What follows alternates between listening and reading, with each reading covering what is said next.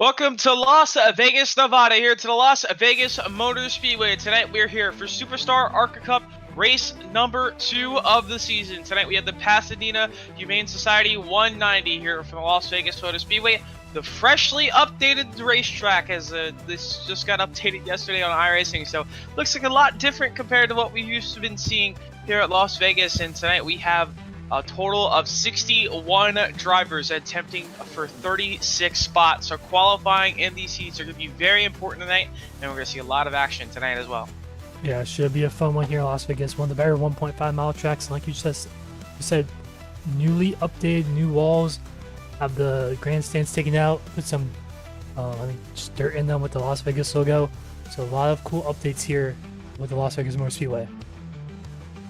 And also updated bump map, so the bumps handle a little bit differently as well, and what lanes you kind of want to use, and kind of like widens out a little bit. Your marks are different as well within the corners, as the lines are all different as well. So everything kind of gets thrown off here, as we also do have a couple other changes. It's kind of supposed to use to the 45 instead of the 10 like we normally see. So it's also another change that happened this week. But currently, as we have a few drivers coming out on the racetrack, they're going for the pole for tonight's race for the Rogue Energy pole. Kyle Rosian currently going off of pit road now, but Cameron Craighead goes to the top of the board. KH Donahue to the top as everyone's first lap times are flooding in here.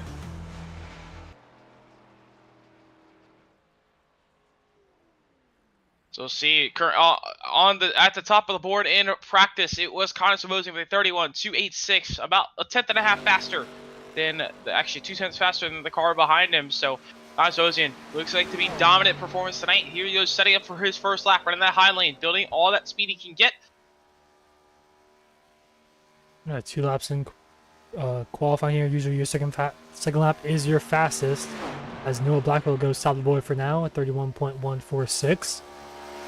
That is faster than what Zabosian ran in practice, so I think the track's picked up a little bit more grip. Track's a little bit faster, but here comes Zabosian starting a second lap. We go down the front straightaway, going into turn number 1. It's going to be right down to the bottom of the racetrack.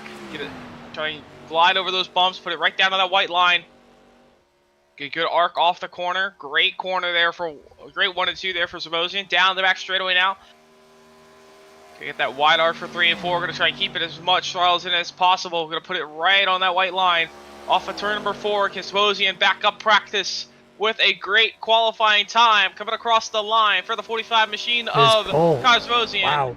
31.208 and is not pole. Dylan Canova to the top with a 31.107. So 2 minutes left here in qualifying. Daniel Malnick's on the racetrack now. 23rd right now, going in the second lap. Trying to get inside that top 10 position. Track position going to be pretty important here for these heat races. Oh, he gets loose off turn 4, and that's going to cost him a little bit of time. See what he can improve on. It's going to be a 31.217. Still solid lap time. Puts him up at the top 5.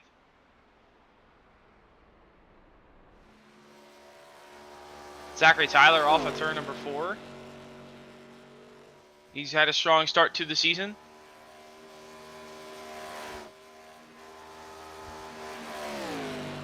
Still got a minute left in qualifying, so a lot can still change. A few drivers not set a lap. About 5 of the 62, 61 cars in here. So far, 57 drivers have set a lap. Jared Skinner, with the worst lap so far, must have made a mistake big time. He's way out the pace compared to the rest of the field. Yeah, first lap was invalidated, and his second lap there was really slow, but a 31.166, a great lap for Zachary Tyler. Puts him to the P number 3. As Tim Basketball just sets his lap, he's starting his second lap. He's on the high lane. You'll have enough time to complete this one, but he definitely wants to. He's backed out of it, so he's not going up the speed. So he's just kind of getting to the back, getting a lap in.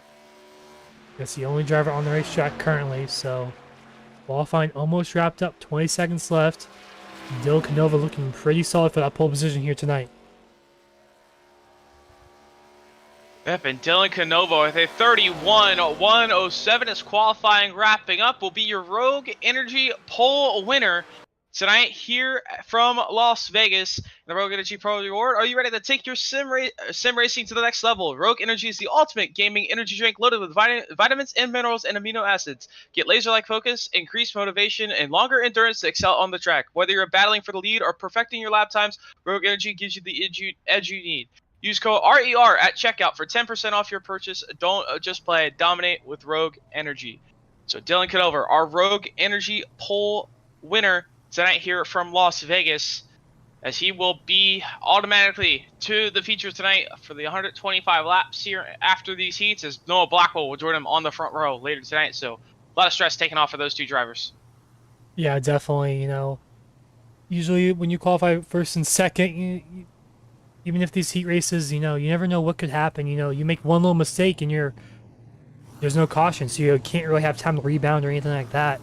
Hit the wall a little bit too hard, get some damage, and you gotta go to the LCQ. And once you're in the LCQ, again, you don't really know what's gonna happen. So it's nice to be locked in and not have to worry about racing at all in these heat races. Yeah, you don't get that extra practice with tire wear, but especially like you said, just the risk of mistakes is normally some races last season we had about maybe only 3 or 4 DQs, so kind of even if you didn't get on the front row, your stress levels was kind of low because you just gotta beat 3 other people. But now you gotta beat 25 others. As 25 people will be going home tonight, so a lot of drivers going home as Heat 1 is grading up. So we'll see who will have to go to the consolation as top 10 from this heat will move on. So let's take a look at our starting lineup for Heat number 1 tonight. Starting on the pole for Heat number 1, he set a lap time of a 31.166. Zachary Tyler will start on the pole for Heat number 1. Skylar Jones will join alongside him on the front row. Brian Marshall will start 3rd. Dwayne Young will start 4th in an 8 machine. Starting 5th will be the 43 of John Peterson. Jeremiah Holt will start 6th. Starting 7th will be the 55 of Dylan Lamb. 8th will be the 05 of Brock Morris. 9th will be the 95 of Alex McQueen. Bryce Holcomb will start P number 10 alongside him. Tony Shelton will start 11th. Jimmy Geikos will start 12th. 13th will be Nicholas Mull. 14th will be the 19 of Nathan Johnson. 15th will be the 88 of Dan Adams. Joshua Clatterbuck will start 16th. Andrew Retta will start 17th. And Jason Rushing will start 18th. 19th will be the 82 of Christopher Morton. And our 20-car field for Heat number 1 is Blake McClung. So only half of the drivers in this heat will go to the feature. Everyone else will have to battle for 4 spots in the LCQ after these 3 heat races.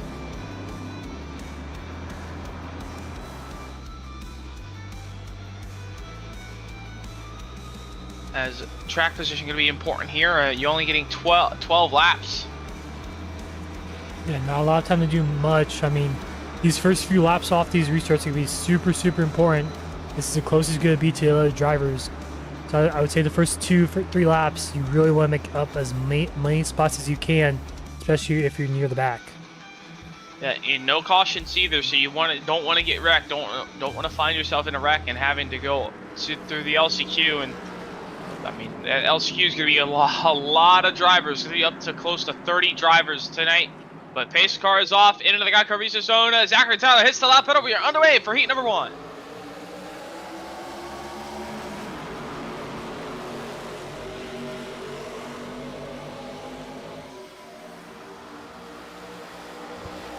Zachary Tyler down through turn number 1 and 2. He's on the bottom of the racetrack. Going to move right up in front of that 47 of Skylar Jones down the back straightaway. Everyone kind of single filing after that first top few, but here comes Jones back to the inside. Going to stick the nose down to the inside of Zachary Tyler. Going to be side by side for the lead of lap number 1 here in Heat 1. Side by side off the corner of turn 4. It'll be, I believe, Tyler gets that lap led there. So he'll lead lap number 1 going down turn 1 and 2. Skylar Jones looking on the bottom, trying to hold the bottom lane, but gets tight off the bumps as it goes way up the racetrack. It'll give Tyler enough of the gap, and Tyler's going to try and settle it up front. Meanwhile, the back of the battle for about 3rd or 4th place here. 43 machine of John Peterson on the inside, as Dwayne Young right in front of him. Now, it's already 10 laps to go here in Heat number 1. Everyone's single filed out for pretty much the top 10. Now, Jimmy Geikos is currently on the transfer spot.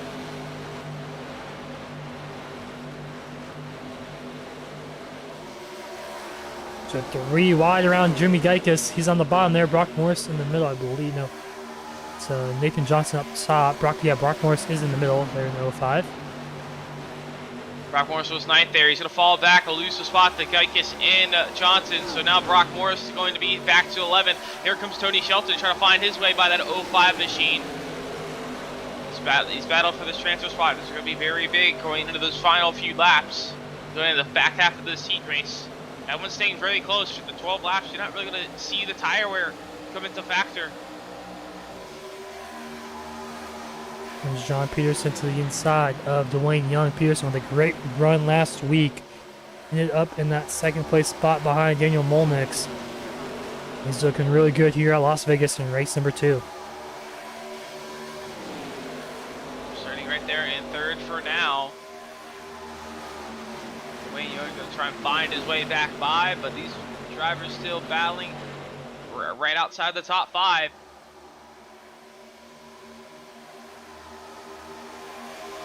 Down to the inside lane goes Nathan Johnson. Gonna try and take that spot away from Jeremiah Holt for the 6th place spot. So Nathan Johnson making great pace so far. Working his way up through the field.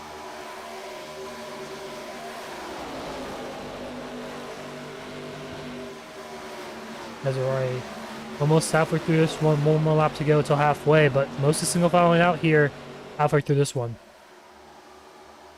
And single file out, starting to spread out just a little bit. Alex McQueen currently on the transfer spot.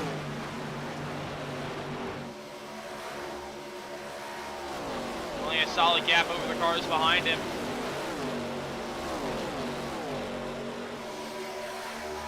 Dwayne Young goes back to the bottom, actually on the inside there of Brian Marshall.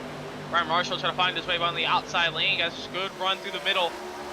Through 1 and 2. Gonna come down the back straightaway side by side for 4th. Marshall gonna be able to clear that 8 machine, maybe going to 3. Not gonna be enough. Dwayne Young gonna drive it on the inside lane. Gonna drive up the racetrack. Gonna try and force Marshall to use all the exit.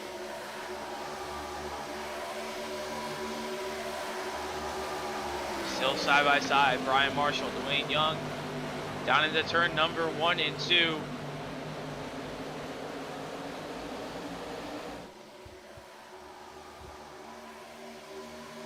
Just slide back in line, so Dwayne Young falls back to 5th.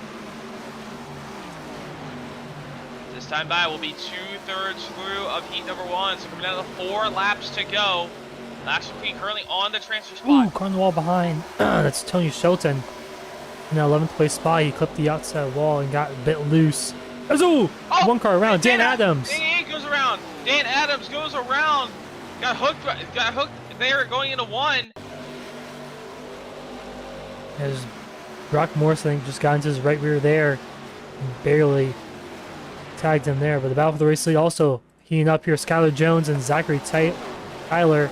Ooh, car on the wall. It's John Peterson and Zachary Tyler. Both hit the outside wall, so Tyler is starting to play a factor here 10 laps into this one. Yeah, and also that thing with Dan Adams there, they put a lot of pressure off of Alex McQueen back in 10th, so he's kind of just riding there in 10th. But this battle for the race lead could help some of these guys behind outside that top 10. Could possibly help them if they wreck for battling for the 2nd place spot.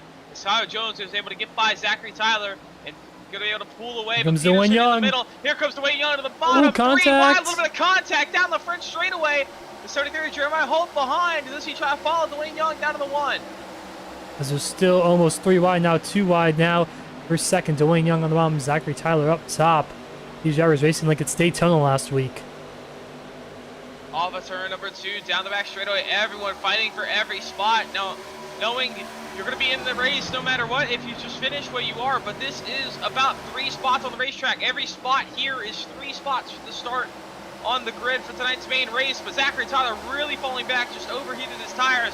1 to go here for heat number 1 as Brian Marshall, actually Dwayne Young able to hold on to 2nd.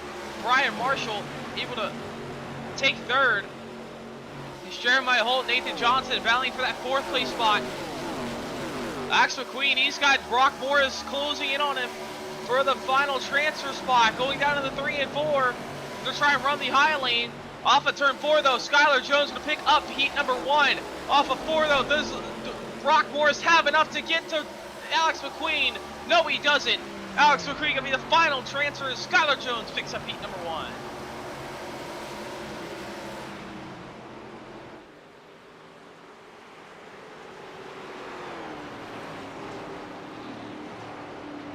As a chaotic finish there for pretty much all that top 5 positioning there. Yeah, nothing really about the transfer spot. Alex McQueen kept it.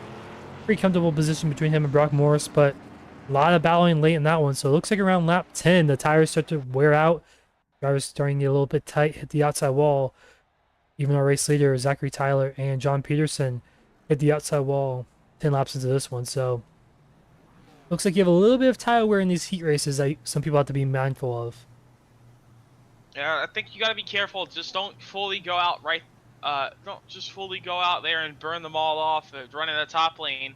You got to manage them just a little bit with this. They kind of fall off in those final few laps.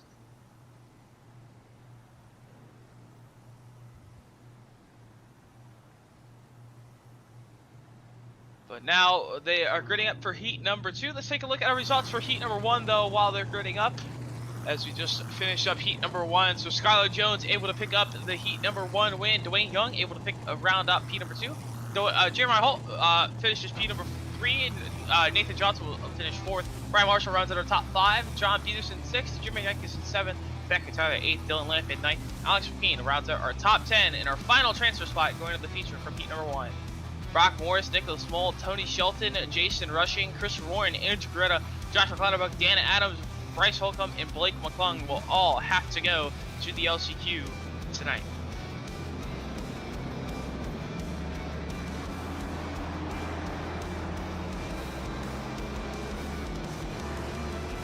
As now here is the grid for heat number 2. Connor Sebastian on the pole, and Craig Martin will start 2nd.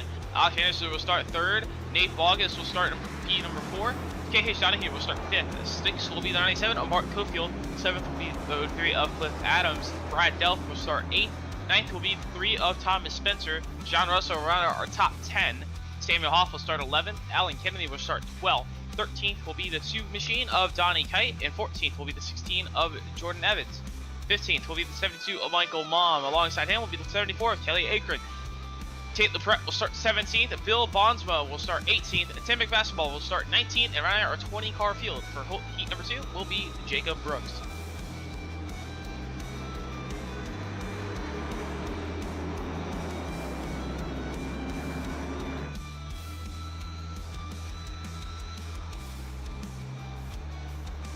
We'll see what happens here on this heat race. I think it'll be pretty much similar to the first one.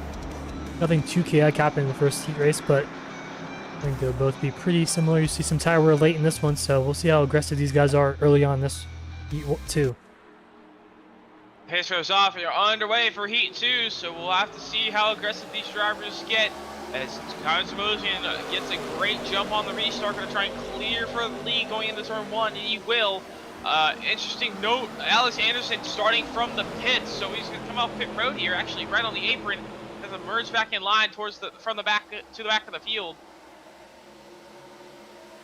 So Alex Anderson missing the grid there, but Connor Sebastian holds the lead over KH Donahue. Greg Martin holding P number 3.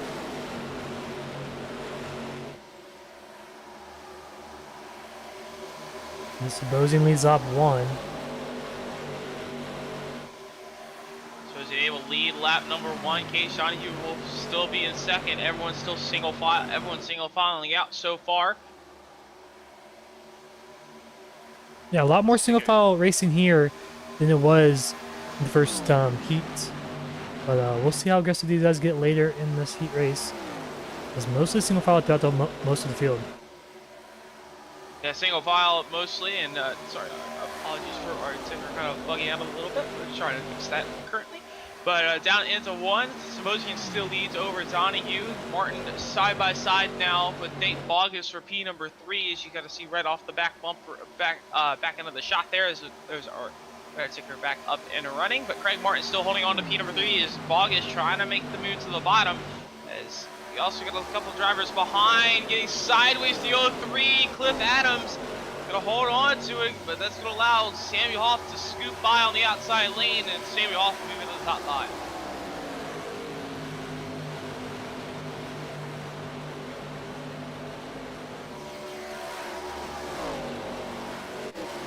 Go to the transfer for Alex Anderson, already up to 10th place after having to start in pit lane.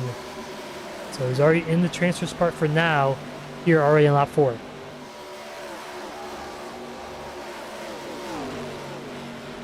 Yeah, making good ground, even having the starting from the back. You'll see how well he can work his way through this rest of this pack as they're fighting hard right in front of him. Thomas Fitz on the outside, Brad Delph to the inside.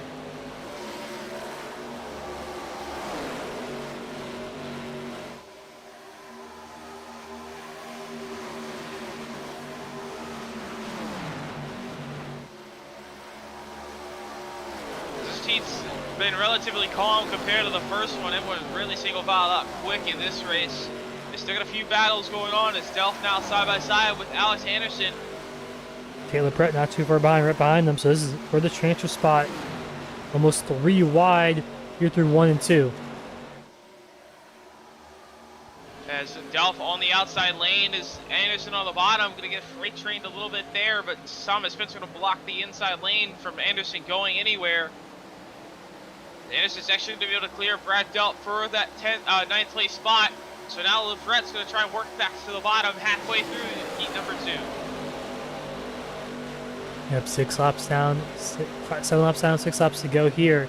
As Anderson now making his way through the field, already up to 8th, and now Thomas Spencer getting tagged in the back there by Brad Delp, and hard on the outside wall goes Spencer. And that's going to be a big time loss for Thomas Spencer, and that's going to put him out of this heat, no question.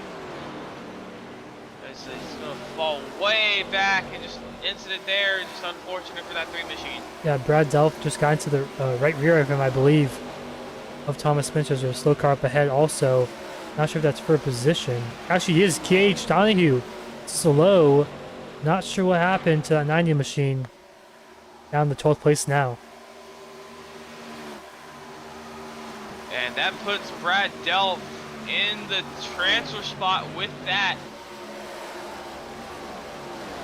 So now it's the battle between Jordan Evans and Brad Delp for the transfer spot as they hit 4 to go here. 81 of the 16. So you have a big battle up in front here, though. Yeah, for a 4th place spot, Donnie Kite, Alex Anderson right behind him in 5th, making his way through the field really quickly. Making his way through very, very quick is Alex Anderson down to the bottom lane. Alongside that shoe of Donnie Kite is this battle for the transfer spot, side by side for that Kelly top Akron. 10. Oh, broken wheel.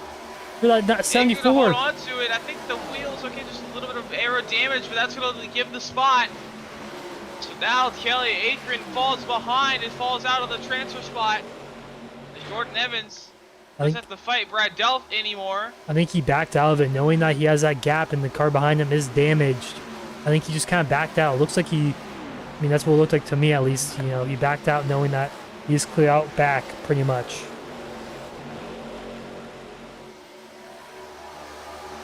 Down the front straightaway though, down the tri-oval, down into 1.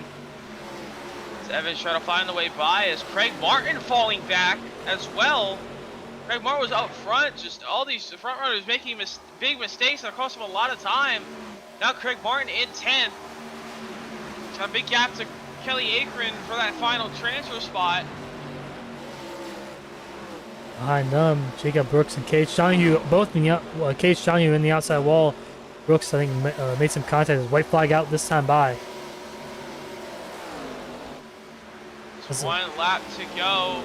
A lot of drama middle to late in this one. A lot of cars up front getting damaged. I think that's kind of what we mentioned before. A little bit of tire wear here, causing some drivers. There's nobody got wreck in the back. 1 car on the wall. That's Jacob Brooks, I believe. On the outside wall. And it's right outside the transfer spot, so that's going to ruin his chance. They are a hard battle for second here as Connor Samosian picked up heat number 2. Samuel Hoff will still pick up P3 just over Alex Anderson right there at the line. But Connor Rosian, he will win heat number 2.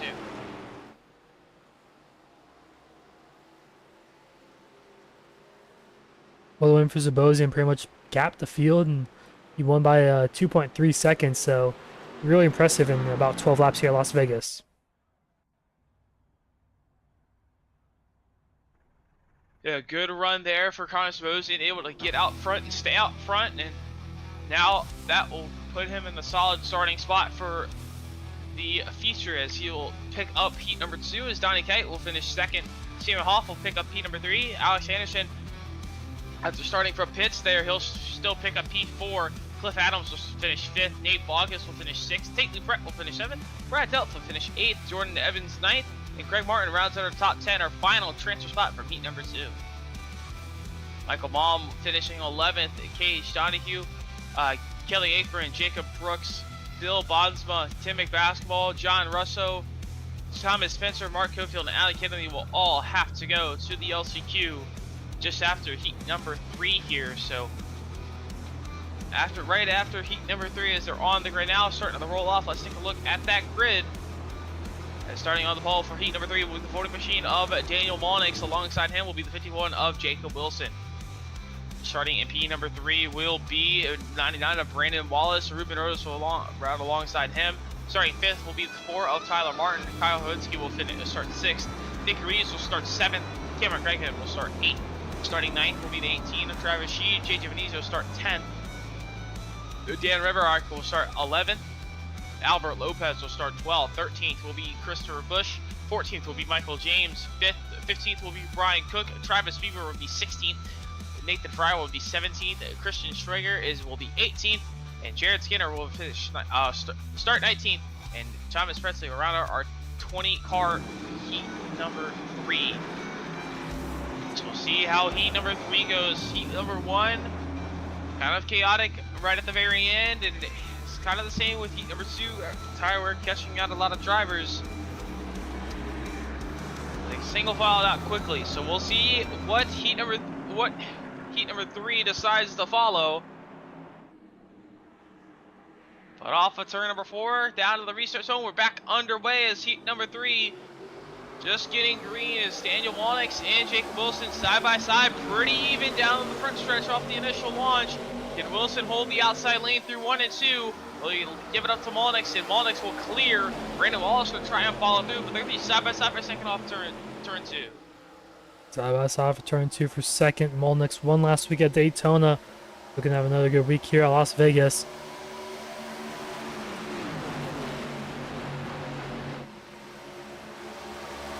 Down off 4, down the front straightaway, side by side for second. Wilson on the outside, Brandon Wallace down at the bottom. Right behind him, they got Tyler Martin and Ruben Rodas battling side by side as well. Jacob Wilson able to use the outside lane to his advantage. He's going to be able to clear that 99 of Brandon Wallace in the outside lane. There's a single file out for the first top 5 or so spots. This first battle side by side, right toward just outside the top, just inside the top 10. 48 of Cameron Craig and Nick Reeves on the inside lane. Ooh, I think Kyle Linsky may have tapped the outside wall there off of turn 4. But it doesn't really affect the cars too much, at least in the next-gen cars I did race there earlier. You can clip that outside wall, it doesn't really slow you down too much, as Cameron Craighead and Herlinsky make contact there through 1 and 2. A little contact off the corner, down the back straightaway. They're going to stay side by side. Craighead going to try and pull the slider here, maybe into turn 3, try and get the move done. But Herlinsky holds the outside lanes. So they're still side by side for P number 6.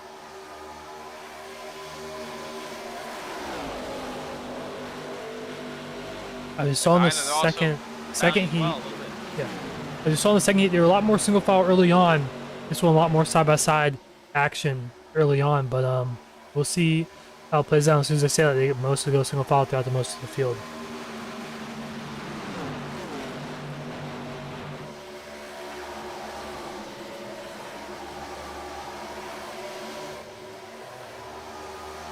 They were mostly single file, trying to get the runs, trying to make a move on somebody.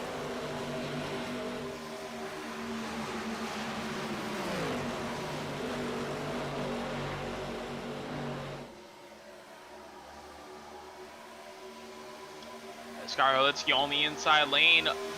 Well, Cameron Crackett on the inside lane. Kyle Holitsky still trying to get that pass done. Getting tight on the bottom though. Off a turn over 4 down the front straightaway. It's still side by side. It's just side by side right behind him as well. It's Travis Sheed just behind them.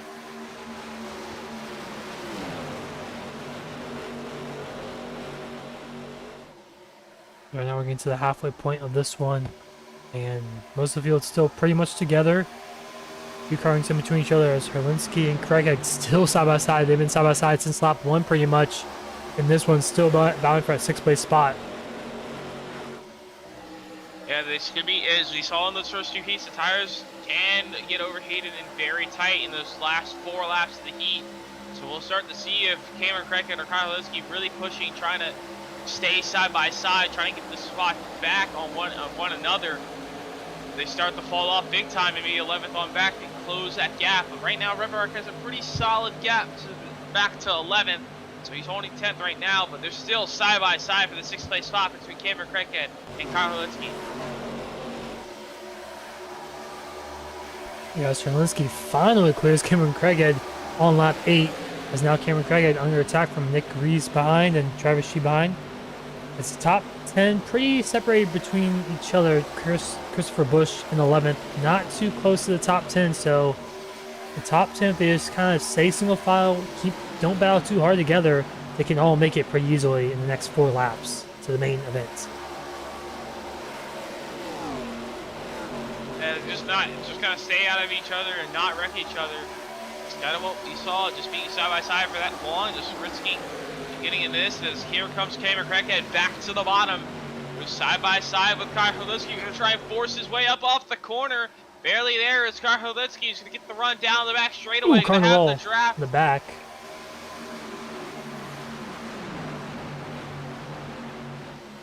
Everyone keeps it straight, no incidents, but they're still side by side for 6th. Holitsky getting the run on the outside with the help from Ruben Rodas getting the draft down the straightaway, but now Cameron Crackhead has the draft on the front stretch. It's side by side still, as these guys will not let up for P number 6. They both want this spot. I mean, they're fighting for it because that's 3 extra spots on the grid. Track position could be very important. As we're coming to 2 laps to go this time by, the top 10 pretty much solidifying themselves for now.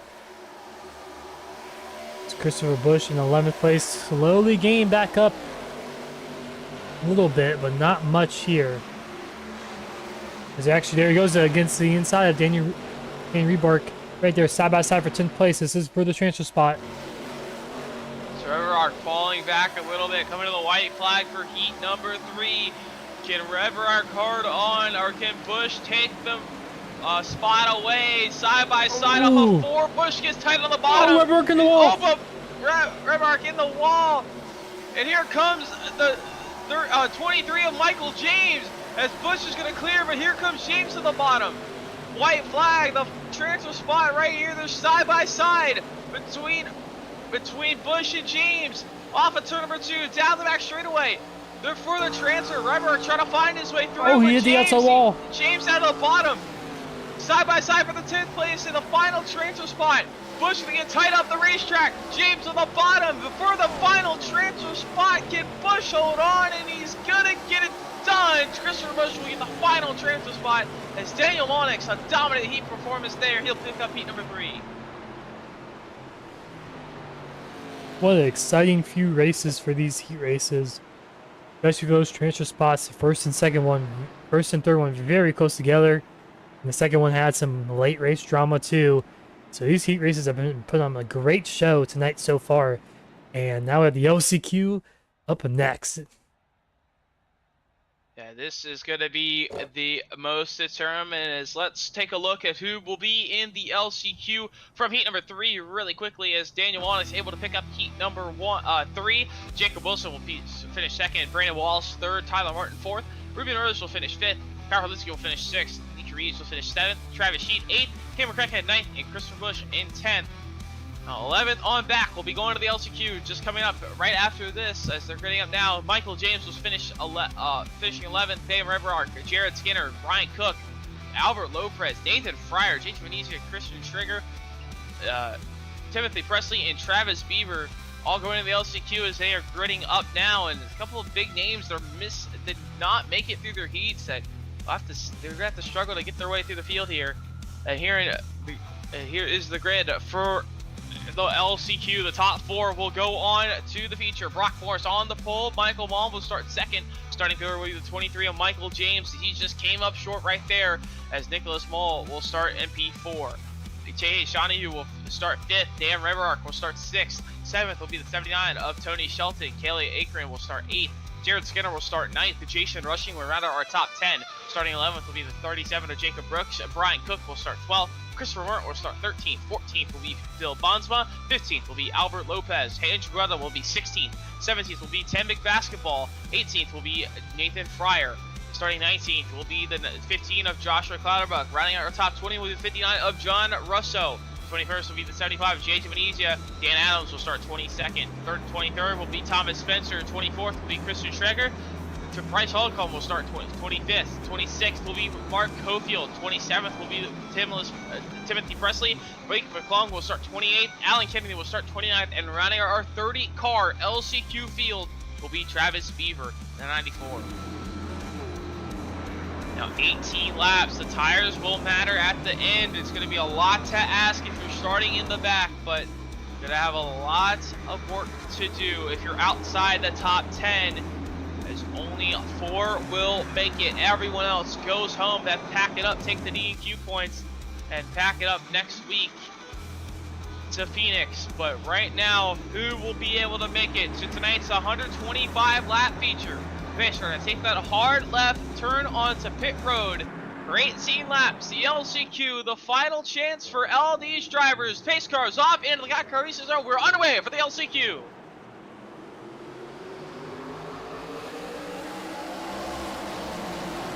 Ooh, some drama on the start there. A few drivers had to go to the apron. I think they all make it through cleanly through 1 and 2 for now. As Morris easily clear off the turn 2 for the rest of the field as they're battling side by side for third as everyone's trying to fight for everything. They're about 3 and 4 wide in the very back of the field. They're side by side for second still as Michael James on the outside lane. Here comes Tony Shelton. Sorry, not Tony Shelton on the bottom.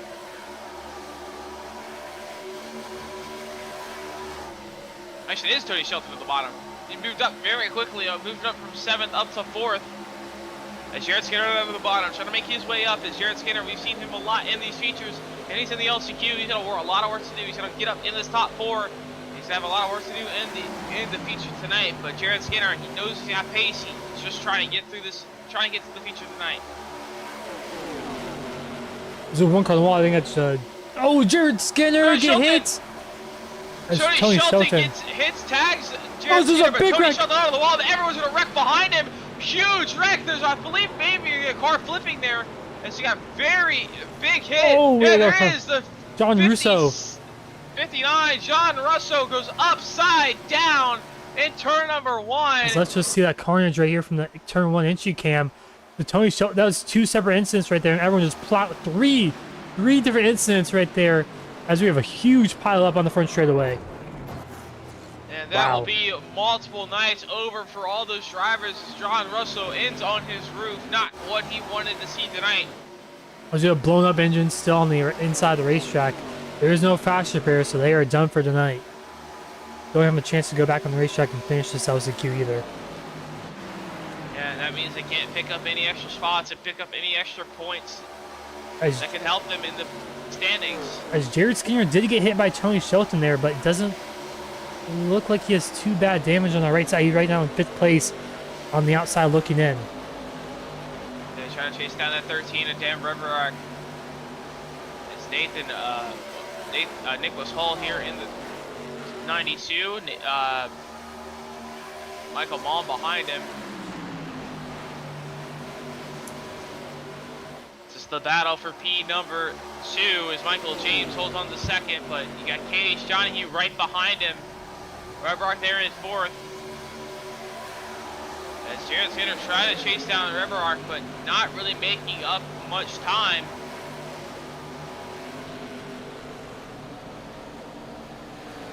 As now it's really calmed down from the front, as now there's only 17 on the lead lap.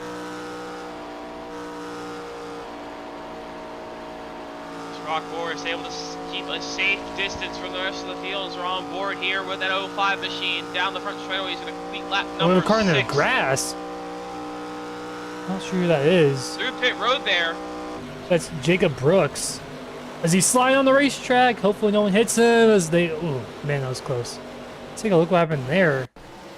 Off of turn 4, he was right behind Jared Skinner in 6 and just, I guess, lost it or something. Didn't really look like a typical loose kind of race car, though. They just lost it back in, able to do a nice 360 through pit road, but back up into the racetrack. Luckily, no one hit him. He's staying on the apron there.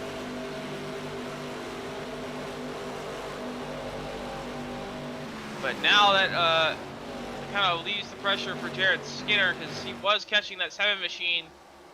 As Jared Skinner is trying to close that gap to Rebrock, but not making much of a great gain. Still has 10 laps to go here, so tires will matter. If you can see it, Jared Skinner saved his tires a little better than 13. Able to gain time on him, but 10 to go here in the LCQ. Rockmore's been dominant so far. These top 4 have just been up front this entire LCQ, and they're just trying to stay secure and stay in this race.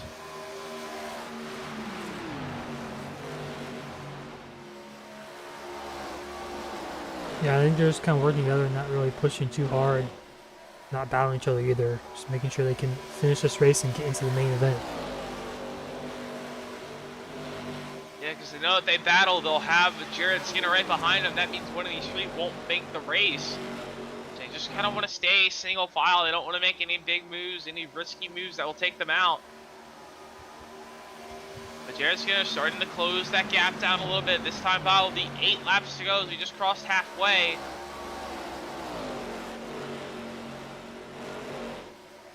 Yeah, it doesn't seem like it's halfway. We've had so much stuff that's happened, so many wrecks, so many incidents. It's already only halfway, so we still have a long way to go in this one. We'll start to see the tires starting to play a factor, as well as, but also the track cooling down. Changing track conditions as the sun is setting.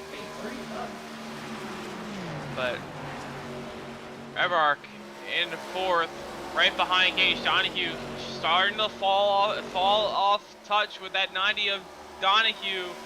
As Skinner closing that gap down. The gap last time by was 0.8 of a second, so the gap picked back up for Rebrock as it was 7 the lap before. These two staying pretty even, but Skinner trying to put all he can to chase down that 13 machine for this final transfer spot. Yeah, we'll see what he can do here. I mean, he still has time to do something, but it's going to be tough to do so. You would come in these final few laps. As Rebrock actually got the wall there off of turn 4, it's going to cost him a little bit of time. Maybe a couple tenths or so. Skinner actually still falling behind. As Michael Malm's starting to close the gap in on Skinner there. But Michael Malm really far back compared to Rebrock.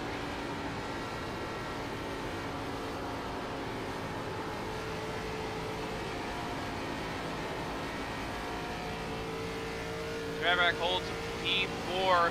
Jared Skinner holds 5th. These two staying pretty much even as Jared Skinner not closing enough. Rebrock was able to get the gap as Skinner had almost had the incident there on the front stretch.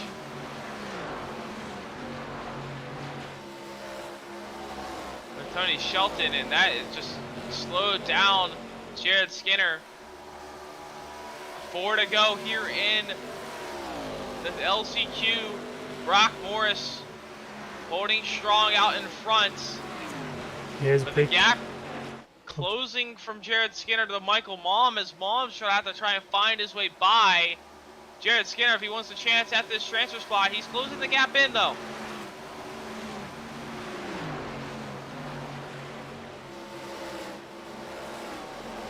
As Mom on the bottom, he's actually going to clear Jared Skinner. Now with 3 to go in the LCQ. Does Michael Mom have enough to close the rev rack?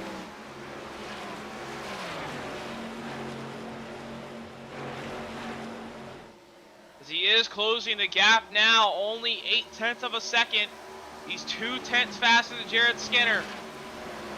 Well, in there, rev rack. That's 2 to go. Can Mom close the gap for the final spot in the field? The closer he gets, the more pressure it's going to put on Red Rack right ahead of him for that 4th place spot. He could make some mistakes here late in this one, the more pressure being put on him.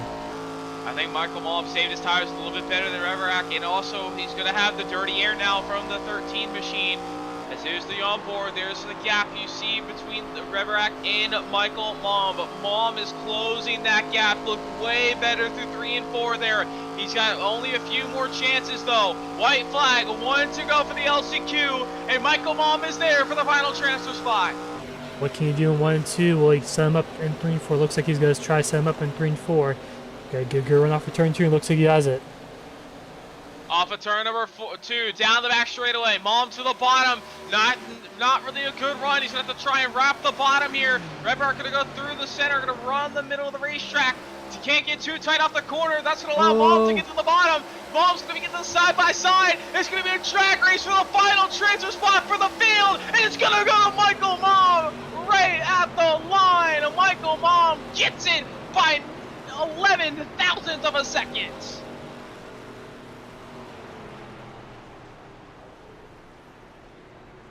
What a steal, as Michael Mom will take the final transfer spot away from Dan Reberak in the final corner.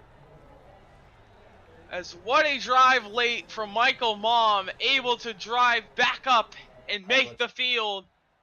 As Brock Morris was able to dominate the LCQ and pick up the LCQ win before we get, as now they're on the warm-up, before we get to our feature. Let's take a quick look at our finishing positions here for the LCQ. It's Brock Morris, Cage Donahue, Michael James, and Michael Mom, the top 4. They're going into the feature.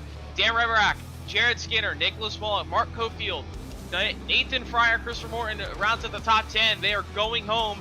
Finishing 11th tonight was the 75 of J.J. Venezia, Andrew Guetta, Alan Kennedy, Brian Cook finishing 14th, Timmick Basketball 15th, Jasper Clatterbuck 16th, Thomas Spencer 17th, Bill Bondsma 18th, 19th, Jacob Brooks, Tony Shelton finishing 20th, all those going home. They'll have to pack it up the Phoenix. Kelly Apron 21st, Dan Adams 22nd, John Russo 23rd, Albert Lopez 24th, Christian Schweger 25th, Jason Rushing 26th, Timothy Presley 27th, Travis Beaver 28th, Bryce Holcomb 29th, and Blake McClung running out 30th. All those drivers will have to go to Phoenix next week and try again, as they will be going home tonight and watch it. And just being a spectator, because unfortunately they were not able to make the field tonight. Yeah, these guys have a quick little 3-minute warm-up session. While they're warming up, and we're gonna take this moment to step away. We'll take a quick break here from Las Vegas. We'll be back for the feature.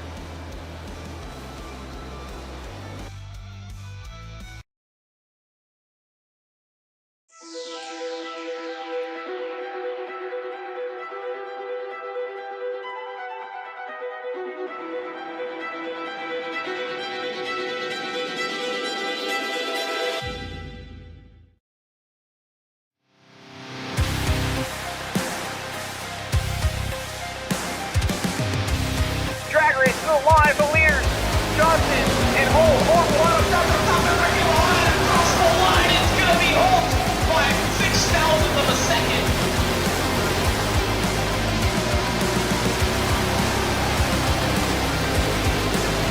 We are underway.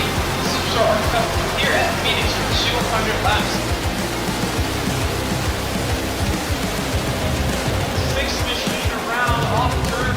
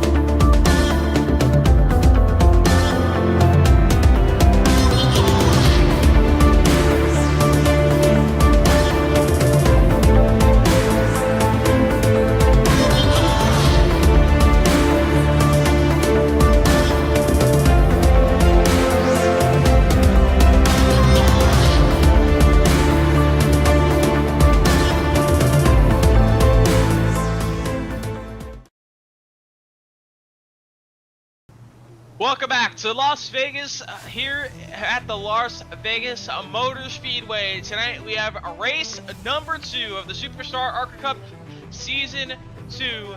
Tonight we have the Pasadena Humane Society 190 as we just wrapped up our heats in consolation, and we're down. We brought it down to 36 drivers. They're all gritting up for tonight's 125 lap race. As while they're grading up, let's take a look at our starting lineup for tonight's Pasadena Humane Society 190 here from Las Vegas. Dylan Canova able to take the pole for the top of the show. Noah Blackwell on the front row. Those two do not have to go through the heats and LCQs tonight. Been stress-free all night long tonight. Starting P number 3 will be our heat number 1 winner of Skylar Jones. Connor Sabosi will start alongside him. We'll start in 4th. As our graphic is a little off, sorry, not working, so working on that. But Daniel Lonex will start in 5th. The 8 machine of Dwayne Young will start in 6th. Donnie Kite will start in 7th. 51 of Jacob Wilson will start in 8th. Jeremiah Holt will start 9th. The 00 Samuel Hoff will start 10th. The 99 of Raina Wallace will start 11th. Nathan Johnson will start 12th. Alex Anderson will start 13th. 14th will be the 4 of Tyler Martin. Brian Marshall will start 15th. 16th will be the 03 of Cliff Adams. 17th will be the 5 of Ruben Rodas. 18th will be the 11 of Nate Bogus. So running our top 20 tonight will be the 22 of Kyle Herlitsky. Jimmy Geico will start 21st. The 22nd will be Tate LaPrette. Nick Reese will be 23rd. 24th will be the 20 of Zachary Tyler. Ryan Delph will start 25th. Travis Shee will start 26th. 27th will be the 55 of Dylan Lamp. Jordan Evans in the 16 machine will start 28th tonight. 29th will be the 48 of Cameron Craighead. Alex McKee will start 30th. Craig Martin will start 44th. And their final transfer spot from the heats was the 29 of Christopher Bush. He'll start 32nd tonight. Brock Morris, our LCQ winner, will start 33rd. 34th will be the 90 of KH Donahue. Starting in 35th tonight in the 23 machine will be the Michael James, and just stealing the final transfer spot at the final lap of the LCQ. Running our 36 car field tonight will be the 72 of Michael Long.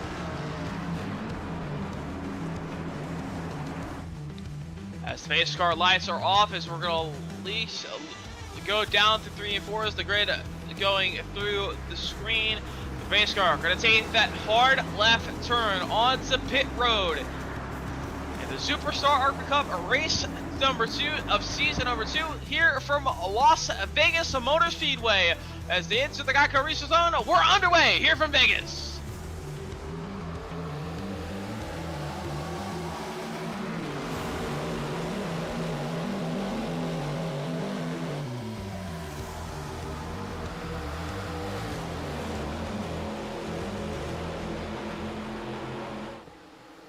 Dylan Canova off to a great start, clear for the lead as Noah Blackwell quickly follows behind. They're going to stay side by side for second between Connor Samosian and Skylar Jones. As Samosian on the outside lane, trying to make that lane work quickly. As Skylar Jones on the inside lane, side by side for that 45 and the 47.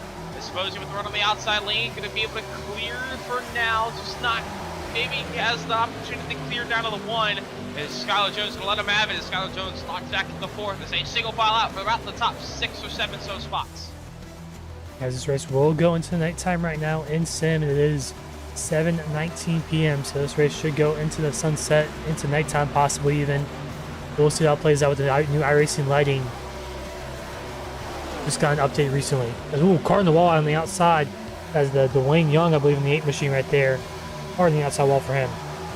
It's going to cost him a little bit of time. He's going to fall back behind the 73 of Jeremiah Holt, maybe even behind the 4 of Tyler Martin. Just slide his way in right in front of Brandon Wallace, almost into the disaster there. That could have easily sent Dwayne Young around, but they single file out there. But as you said, is going into the nighttime tonight, as the new iRacing lighting, as you see, it's kind of to tell that just the lighting is the reflections a lot different. You see the sky is getting a little bit darker, but also a little bit of a buggy issue with that lighting as the track lights too kind of are pretty dim until the sky fully sets the complete pitch black. So it's going to kind of get hard to see from the driver's standpoint. So that can be a big difference if your settings on your computer are pretty low, but we'll have to see how that works out for these drivers. But right now, still visible, pretty much visible, but the sunset will get pretty blinding going into one, and that can be a challenge, especially, but the sun mostly set behind the grandstands by now. Yes, depending on the iRacing settings, if you have some settings selected, sun can be really blinding, and I expect some of these drivers probably have that setting on.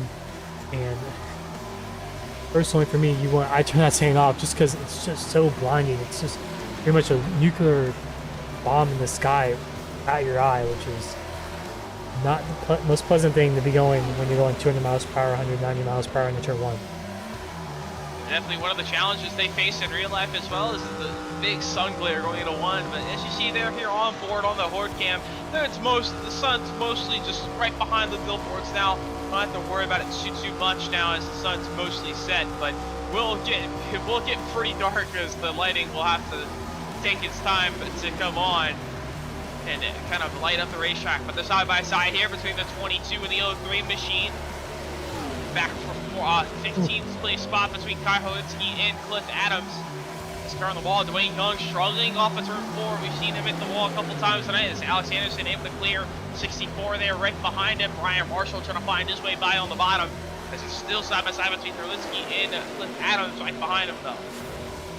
Oh, contact right up in front of him, going to send down the racetrack. Going to hold on to Tyler Martin, I believe. Jeremiah Holt, Tyler maybe? Martin, the car behind Tyler Martin. Brandon Wallace, Wallace, a little bit of yeah. contact. He was able to hold on to it, went all the way down below the white line. He's under attack now from Dwayne Young and Three Alex wide. Anderson. Ooh, almost squeezed Brandon Wallace there. 3 wide. He's going to drop down to 13th as here comes Alex Anderson up top on the outside of Dwayne Young. Yeah, Alex Anderson started from the pits as he had speed, worked his way up to 4th, but not really a great starting spot. Had to start right outside the top 10, so he's going to work his way up through the field tonight. He's now up to P number 11, and he's going to try and chase him down as he was our runner-up finisher in the championship. So he's going to try and better his championship this season, try and pick up the championship. But a good, solid run. Dwayne Young, very good. Alex Anderson, very good. We'll see if he can work his way through.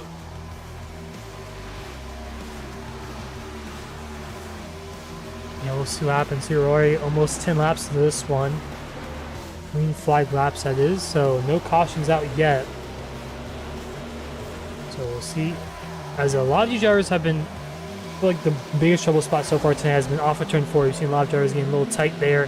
Hit the outside wall in these older Arca cars, technically the legacy ones. You still get kind of attached to the wall once you hit the outside wall, which could play a big factor with some drivers behind you because you're really slowed down due to just being stuck in the wall pretty much, not being able to get out of it.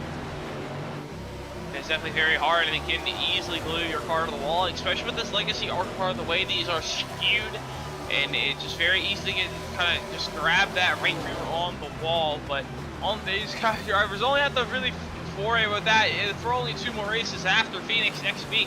We'll be switching to the brand new Arca car released just recently here on iRacing, so that's definitely going to be a big change mid-season. Yeah, completely different pretty much, looks-wise and just bumping and how it handles pretty much. So yeah, so this will be our penultimate race on this legacy Arca car here. So these drivers are going to have to get used to the new cars starting at Pocono, race number 4. Meanwhile, this battle between the 25 and the 43 is Jimmy Ickes on the outside lane of John Peterson.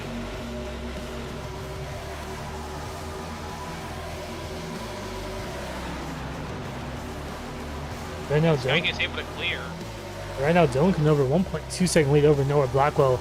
He's gapped the field big time, and he's looking really good early on. Now make sure you don't burn up your tires, but Dylan Canova looking really good early on that 70 machine.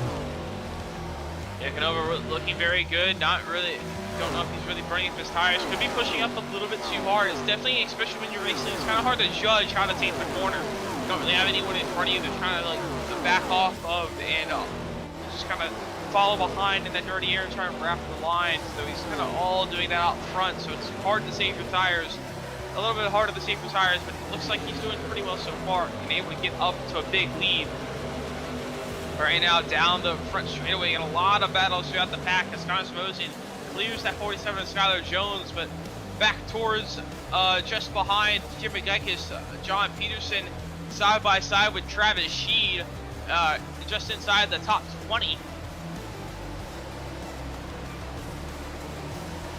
As Travis Sheed able to get around the outside lane, as everyone is, I mean, pretty much the top about maybe 10 or about single filed out, maybe a couple battles here and there, but pretty much outside the top 15 are still all battling side by side. As right now we have Peterson and Sheed as just up in front of here. You got Connor Samosian side by side here for that second place spot as Noah Blackwell will get past, and Connor Samosian moves up to P number 2. Yeah, we'll see if Sabosian can maybe catch up to Dylan Canova here. Sabosian was really good in his heat. He was able to pull away big time as contact behind Skylar Jones and Noah Blackwell for third. And these guys battling as we'll start to see the tire wear start to come into play. 15 laps into this race, we'll start to see who saved their tires the best, who's starting to plow up the racetrack, who's starting to plow up the racetrack, kind of oversteer or snap off exit, because that can definitely happen as well. But right now, Connor Samosian able to clear Noah Blackwell, and he's able to stay in second, the wall. but Noah Blackwell up the wall, up into the wall, and there's kind of what you mentioned, getting stuck into it is going to cost him a lot of time, as now Jacob Wilson going to try and take that spot away. Blackwell started second, now down to sixth. Not having the long run speed he probably wants to have here 17 laps into this one. They're still battling big time for this around 12th place spot. There's a huge pack of cars, pretty much selling all the way back down to like 30th or so. It's pretty much all within a few car lengths of each other. Top 10 have really pulled away from the rest of the field.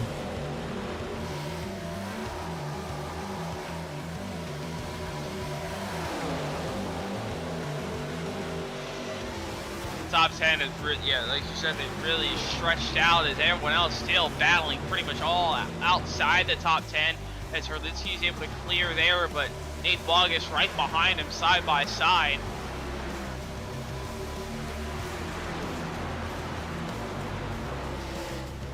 So let's see, clear Bogus on the outside. Cliff Adams on the inside to that 12th place spot. Well, 13th place spot is Dwayne Young right behind these drivers as well, trying to work his way through. It's Daniel Molnix get around Skylar Jones there for third. For Molnix, like I mentioned last week, swinging out Daytona up to third place, looking good so far. Again, Dylan Canova is still pulling away from the rest of the field, saying the fastest lap times in the field so far. Dylan Canova out front and dominating so far tonight. We'll have to see if his tires last up, and he didn't overheat his tires a little bit, but he's doing really good tonight, up to 1.8 second lead over our season 1 champion of Connor Samosian and Daniel Molnix sitting there in P number 3. Skylar Jones riding at 4th, and Jacob Wilson's running our top 5 as of now. But this battle between Dane Bogus here and now Kyle Herlitzky side by side. This is for P number 12. Herlitzky holds on, but off of turn number 2 there's that camera, but down in the 3 is the whole field goes by. It's just battles pretty much throughout the entire back half of the field. As Nate Bogus and Kyle Herlitzky, they're still side by side, but back here between Jeremiah Holt and Donnie Kite, they're still battling as they single file out now, as that was just inside the top 10. Bogus trying to use the inside lane as advantage, but just can't get the move done on the bottom. That slots back in line behind Herlitzky, but that's going to lead back to the battle but now between John Peterson here and Cameron Craighead. This is outside the top 15. Up in front, actually, the Ford machine actually slowing up, but Kyle Herlitzky, they're making contact out of the turn 1, a little bit of sideways right up in front of him, right up in front of this battle. They're going to hold on to it, but Kyle Herlitzky got a little bit of contact with the Ford machine. Trying to see who that is, the Ford machine of Tyler Martin going into the corner, and that big slide for those drivers. They were able to hold on and save it. Great save from Tyler Martin there, but that's going to be damage on that Ford machine.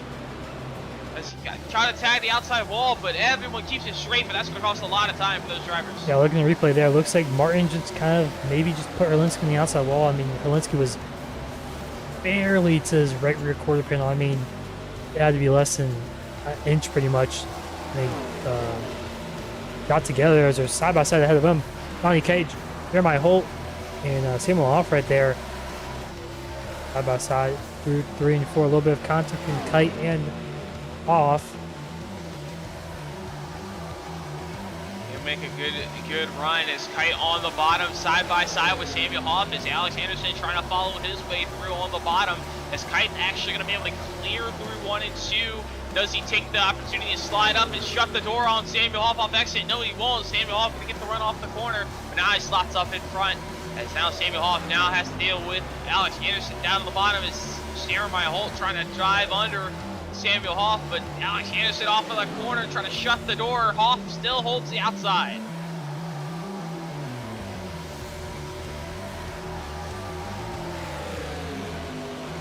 Yeah, but Hoff falling back a little bit as here comes Anderson. Gotta clear him for 7.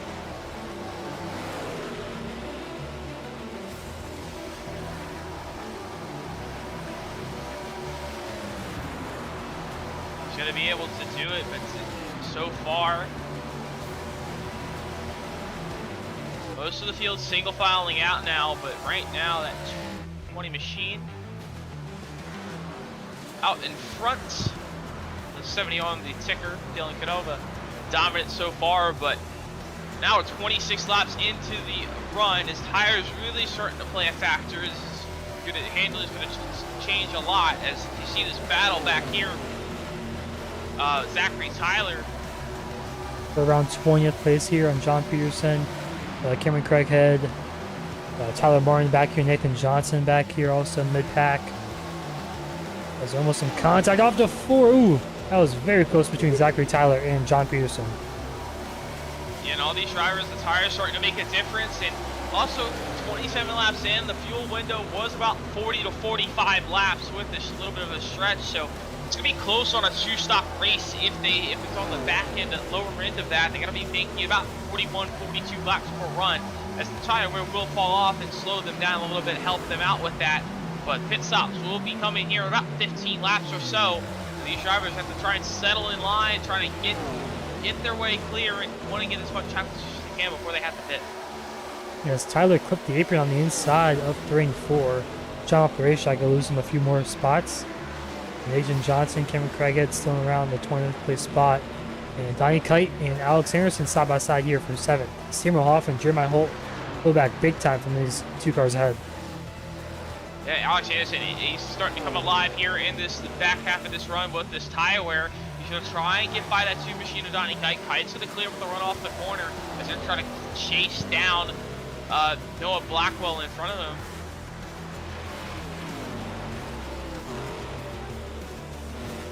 But also another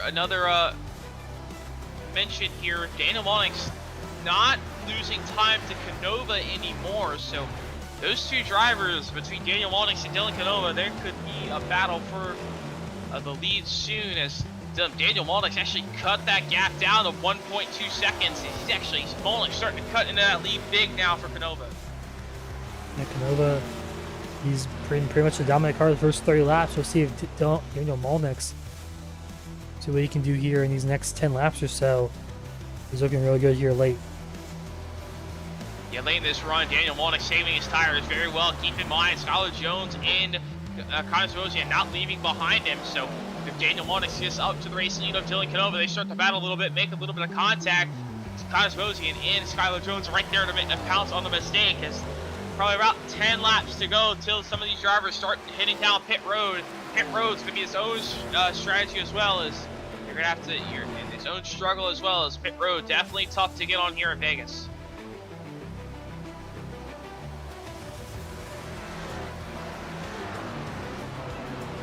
Yeah, not the most easiest pit lane to get on, but definitely not as challenging as probably last week at Daytona. We saw a little bit of contact there at Daytona, you know, but it has its own challenges as it looks like Blackwell on the outside wall there.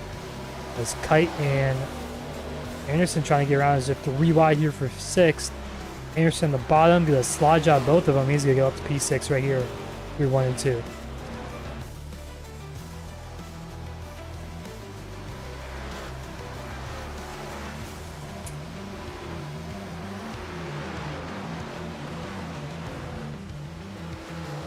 Anderson, Kite now battling it out for 6th place here. Again, is Kite on the inside. Anderson got clear off of 4, so he's got clear for now. As Molnix continues to gain some time here in Zabosian, half a tenth last time by. We'll compare these two guys' lap times for now. Yeah, Molnix starting to close that gap in down to 0.8 of a second. He'll slowly but surely gain that time.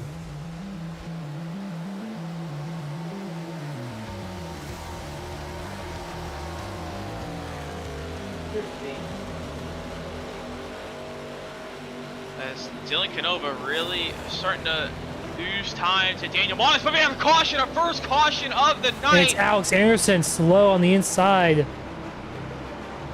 Not sure what happened to him. I know he was battling with Donnie Kite there for a little bit, but we'll see what happened on the replay. Let's take a look. Looked like maybe Donnie Kite may have swiped the bumper off a 4 here. Let's see. Alex Anderson getting tight. Donnie Kite with a big run down the front straight. Goes to the outside. Anderson just, yeah, big. Oh, hard hit for Anderson. That's actually might end his night. It's lucky. Big damage to the right front, and that's going to bring out meatball, our yeah. first He has a caution meatball of the flag. night. Let's see if it might be wheel damage there. Looks like it is. Wow.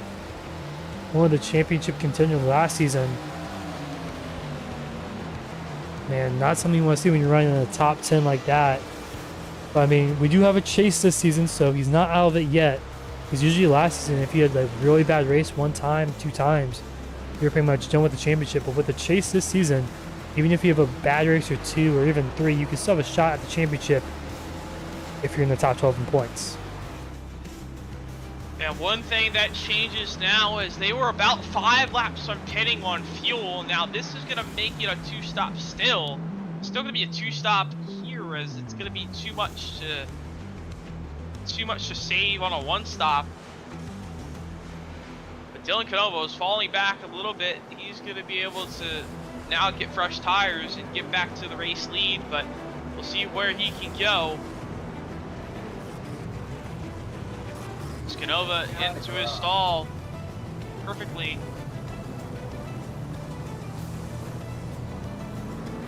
There's no one risking anything and taking 2 tires. So everyone takes 4 tires, tops it off on fuel. As Canova first in, he'll be the first one out, but Connor Sabosian gonna jump Daniel Molnix for second.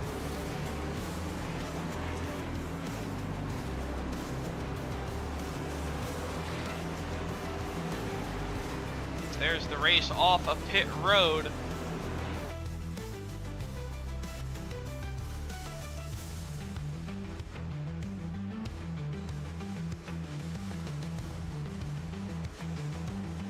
Yes, Canova has still led every lap so far tonight. Got pole position.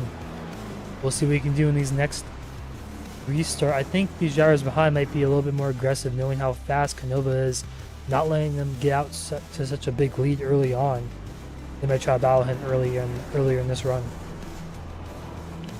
It was even Molnix was gaining there pretty quickly. Kind of gained a second there. There's a couple, like maybe 3 or 4 laps at the back half of that run. So Canova may be struggling a little bit with after about lap 30. He might start to fall off. So he's got to try and save his tires a little bit better this run. He's have to make it 40, but I mean we'll restart here. So we'll restart here. We're about 90, well, just under 90 to go. We'll make it a 1-stop race. That was a little off, but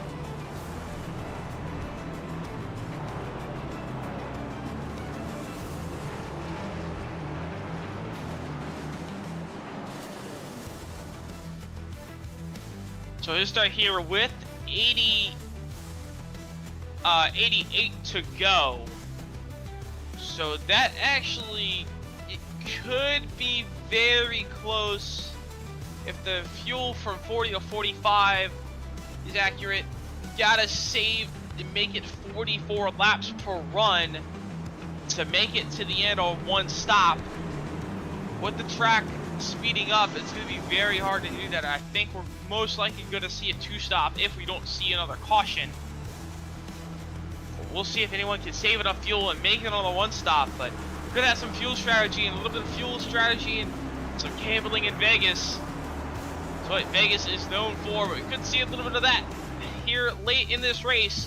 The pace car is off. When pace back into the Geico research zone, we're back on the way here from Vegas.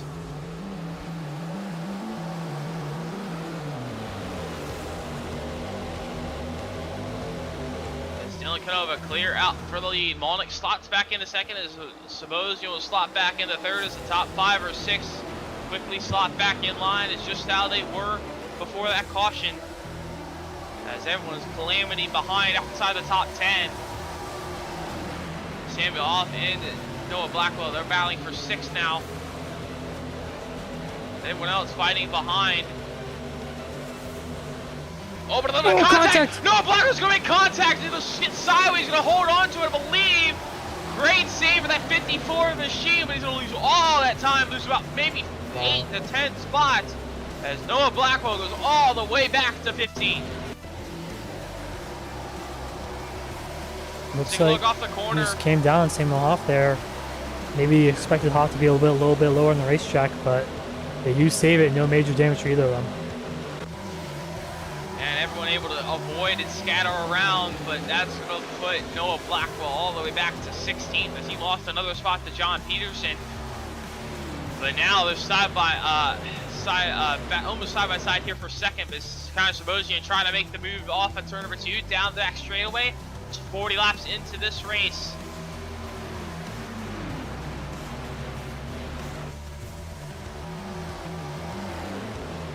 Sabosian all over the back bumper of Daniel Molnick. He actually get the wall off of turn 4. It's going to cost him a little bit of time.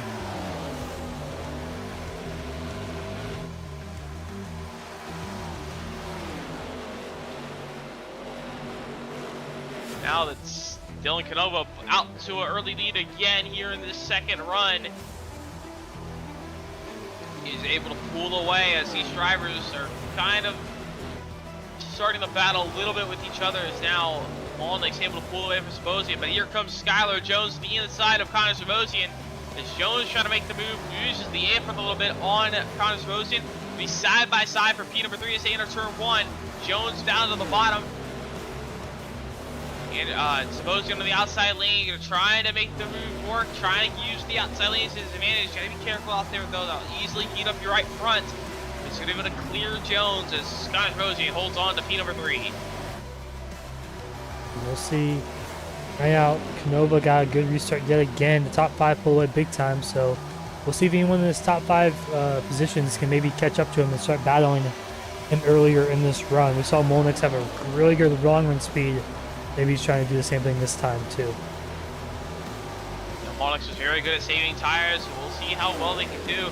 And also, if they can save enough fuel, as they were restarted at 88 to go, can they go 44 laps on fuel? The fuel window was 40 to 45, so it's on the upper end of that window. They have to save a little bit of fuel. Also with the tire wear, but with the track cooling down, it's going to get harder and harder to save that fuel because you're skiing faster and faster. So we'll see, but Cliff Adams and Samuel Hoff side by side for P number 7 as Cliff Adams down to the bottom with his clear Hoff off the corner, but Hoff's going to try and fight back, put the nose on the right rear. He's going to be able to do it. They're still going to remain side by side for second for P7. Still side by side, not clear quite yet. Cliff Adams still trying to get clear for that 7th place spot. Loose sideways behind Craig Martin. Very loose all return forward. Craig Martin just waiting in the wings, waiting for one of them to make a mistake and follow through. It's probably a little bit later in the race he'd be making it 3 wide, but being patient for now, it's just staying behind Samuel Hoff, using the outside lanes to his advantage. And Samuel Hoff with a good run off turn 2, he's going to be able to clear Cliff Adams. Craig Martin trying to follow through. Cliff Adams at the shorter distance on the bottom, actually going to be able to clear Craig Martin off the corner. Craig Martin able to maybe keep his nose there. But he's going to have the 25 of Jimmy Gekas to his inside. Ooh, one car now wall. Right behind this I think battle. Nathan Johnson is way in the outside wall there. Again, these cars, you get stuck on the outside. You can't really turn off too well, especially in these corners. Just kind of stuck there for a little bit. He lost a lot of time. Now he has A big pack behind him. First one being Noah Blackwell, and the rest of his gang coming through the field. So Blackwell has that contact with Samuel Hoff. He's trying to work his way through the field, gain all his time back that he lost. He's got a lot of work to do. He's trying to get by Nate Bogus, but Nate Bogus is going to be able to clear. As he moves into 15.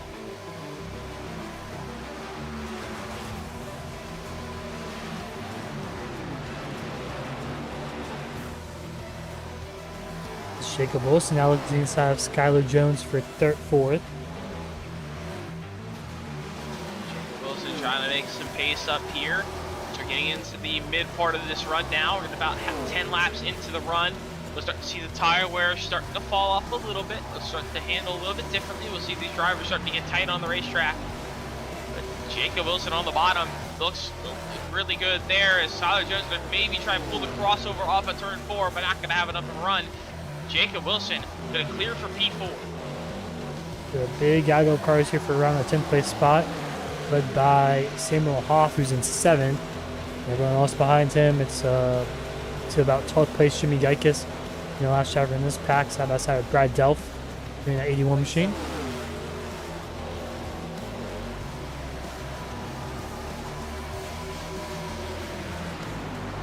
Geikis on the bottom, Delph on the outside lane. Battle for key number 11, right, but just outside the top 10 here is the battle for the top 10. It's pretty much right in front of them as Samuel Hoff side by side now with Cameron Craighead. Cameron Craighead actually going to be able to clear Samuel Hoff off of turn number 2. As Delph clears Geikis. As they all single file out there, but Craig Martin, can he hold the outside as Cliff Adams goes to the bottom of Samuel Hoff, trying to still fight for this spot. Off of turn number 4, Adams going to keep the shallow exit. He's going to use the apron, try to shorten the distance of the front straightaway. He's going to try and clear going down to the 1. Does he try to pull the slider? He's actually going to be clear Hoff going into 1 and 2. He's going to have to try and shut the door off of exit, and he will. As Cliff Adams able to clear for that 8th place spot. Samuel Hoff maybe starting to fall off just a little bit here.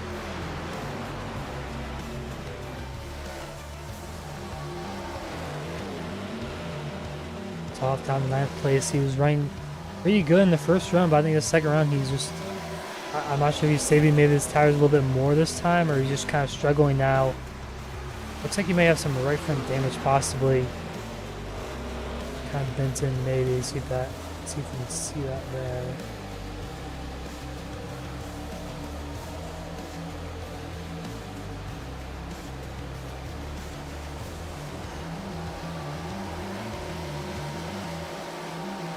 I think, yeah, he looks like he does have some right front damage. I think that's probably why he's struggling so much.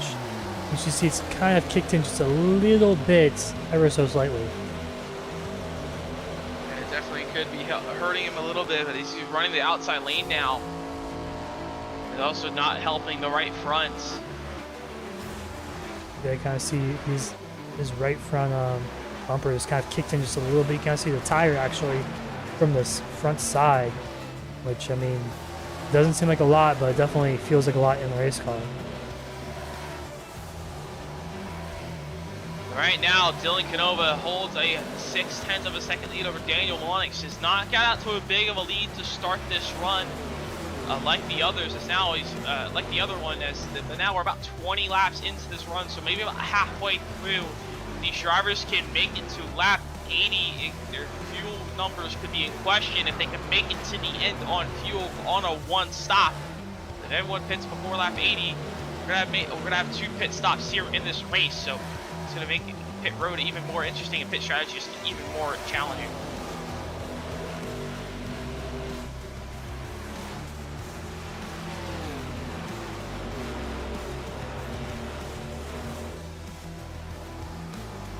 Yes, right now Daniel Molek's now closing the gap on the race here. Dylan Canova's, and we have some lap traffic right there of That's Alex Anderson there on the bottom. So he's able to get that car repaired a little bit and still able to pick up some extra points. So luckily his night is not over for him. So he'll be able to pick up some extra points. He is 9 laps down, sitting in 34th. Daniel Monix closing this gap down to the race lead, down to 0.3 of a second. Monix now, the tires starting to play a factor as Canova really starting to fall off here. Monix has an opportunity to close down and get this race lead away and get his first clean air for the night. Canova's led all 57 laps so far tonight.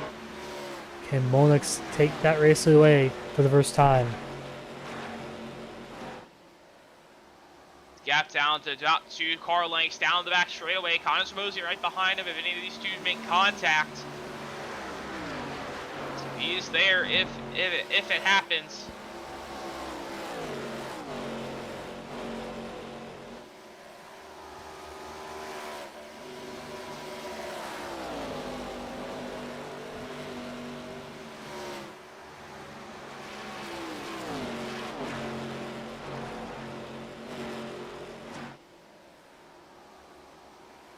Down the back straightaway, Daniel Monix starting to fall back a little bit.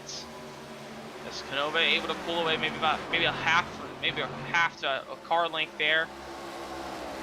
But kind of supposed to be running the wall there in 3 and 4, actually right behind him, trying to close anything he can. About a second back from these two for the race lead.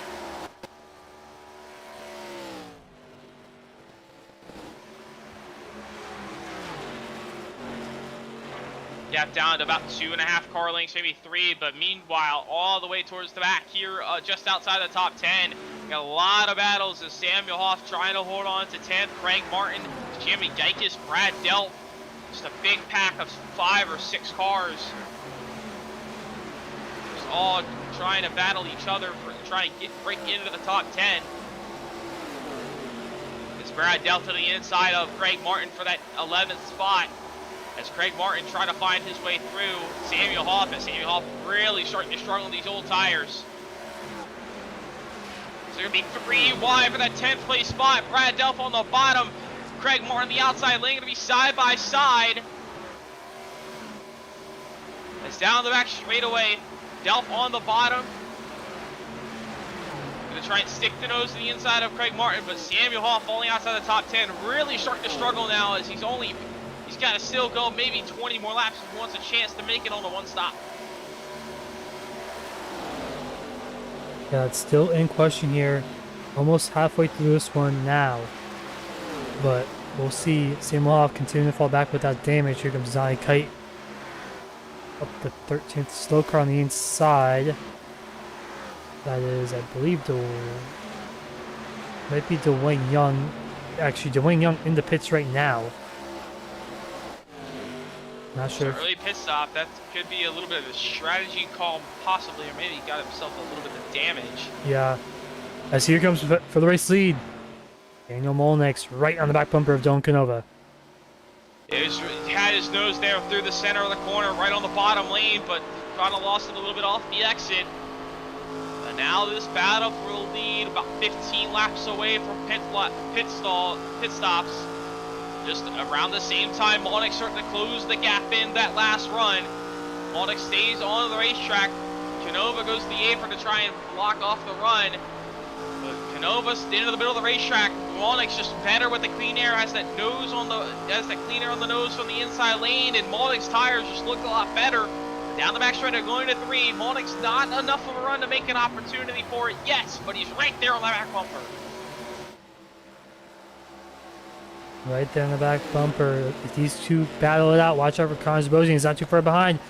Canova goes down the block to the inside lane, giving Monix as much dirty air as he can through 1 and 2 now.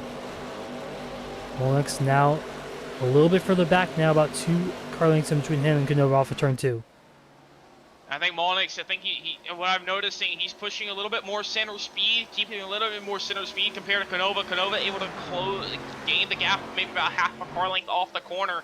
I think that's kind of slowing up Monix as he's trying to pushing maybe a little bit too much through the center. But here he's got a good run now off of turn 4. He's going to stand at the racetrack as Canova's going to go to the apron. That could be a little bit slower for Canova, but now Monix, does he try the outside lane? He's going to stick to the bottom, trying to keep the clean air on the nose.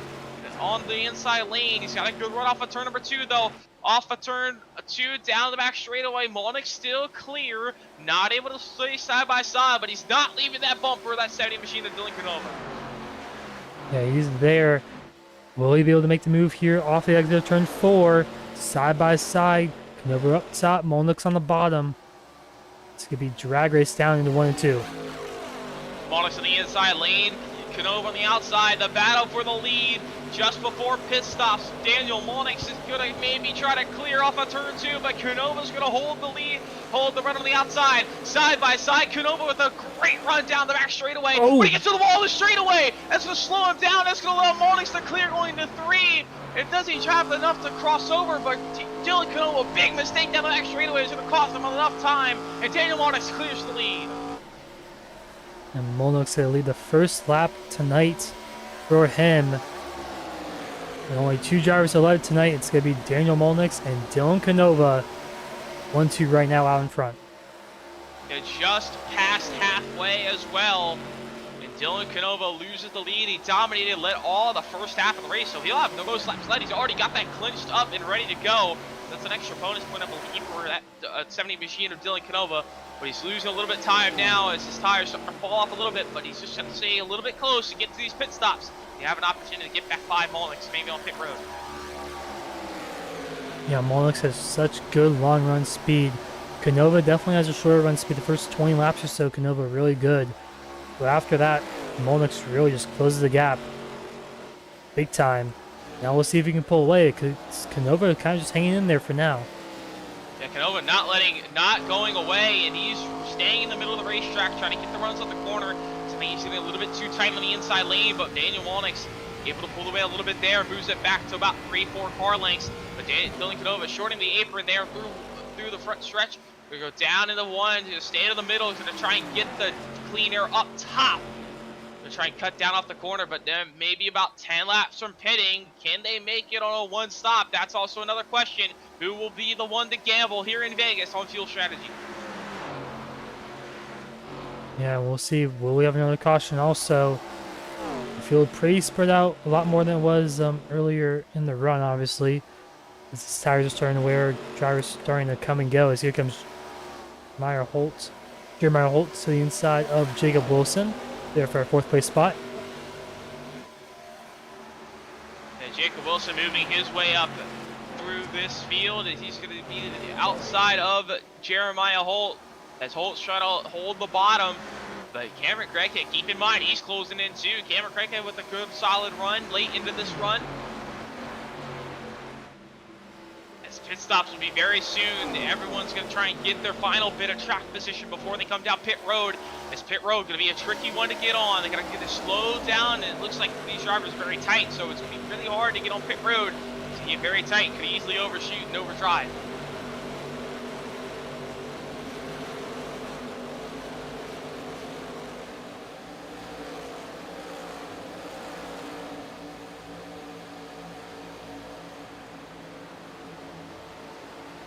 Here comes Cameron Craighead around Jeremiah Holt on the outside line for 5th. We're still side by side for turn 4. Craighead making his way through the field now. Good job from him. They're still side by side through 1 and 2. And Craighead able to work his way up through the field tonight. He started back in 29th. Cameron Craighead a great. Yeah, most positions gained so far. Up 23 spots. As there's our top 3 of all of them up 20 spots. Katie Steinhill up 19. Craig Martin 21. Cameron Craig up 23. Big movers tonight. They all have to start from the very back, but this battle still going on for 3rd as Jacob Wilson on the outside, as there's the 54. Noah Blackwell down pit road just to fit it outside the top 10. So he's going to have to make an extra stop as he's pitted over 50 to go. So we'll see when the rest of the field starts to come down pit road. It's Connor Sabosian actually on the radio coming out pit road this time by. So here he comes on pit lane. What a great pit road entry for him. He looks really quick down pit road. Cameron Craighead follows as well. He comes down pit road as well. Oh, we got a car spinning. Jimmy Geikus. Very loose on entry. Now I want to see, what I would like to see, is anyone who topped off at the end of that last run, and anyone who can make it to about lap 80, they can make it to lap 80. It's going to be very close on fuel. They're going to have to do a little bit of fuel saving, but if they're not too far back, they can maybe hold on, but Daniel Monix pulling away from Dylan Canova now. But when these leaders come down pit road, can they stretch about maybe 5 to 6 more laps and maybe make it on the one stop? Cliff Adams comes down pit road. Same with Craig Martin too.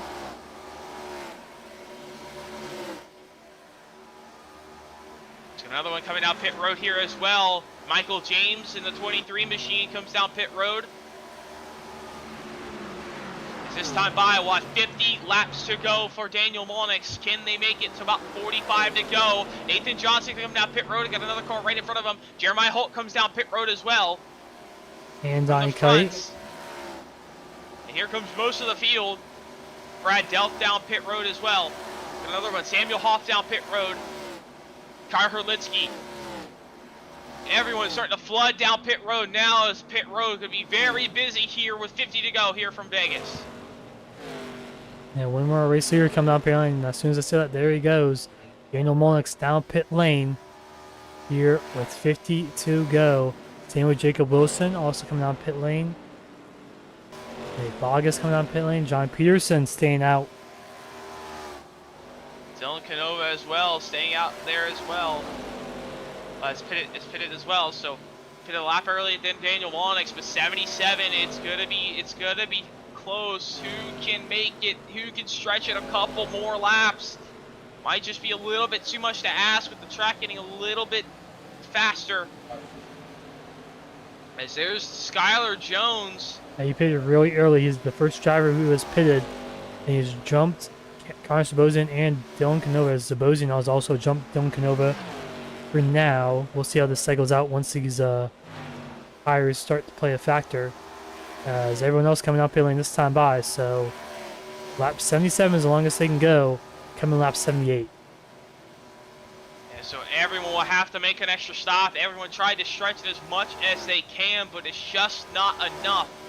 So we're gonna have to see pit strategies here late. So we're under 50 to go, just over a fuel window. So a lot of these drivers, I think honestly, Skylar Jones pitting very early, trying to split it in even thirds, knowing that he couldn't make it on fuel on a one stop. So pitting as early as he could, and he's just trying to get a big gap early. This could work out for that 47 machine. We could see a lot of mixed strategies and see who can come out on top later tonight.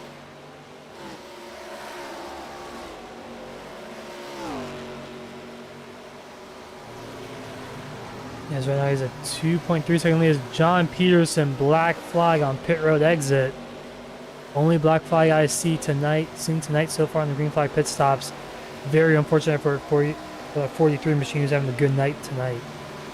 Yeah, and speeding on pit road, and now in kind of a little bit difference, but in the Discord, in the Arca Discord, SuperStar Arca Discord, they did have a little bit of bingo tonight, as with the drivers playing a little bit of the games coming into the night, and speeding penalty was on the bingo card, so some of these drivers could have a little bit of bingo after that one, but a little fun little game as these drivers are participating in for tonight's. But that's definitely a fun one, but check that off of your bingo card if you're a spectator tonight and had one.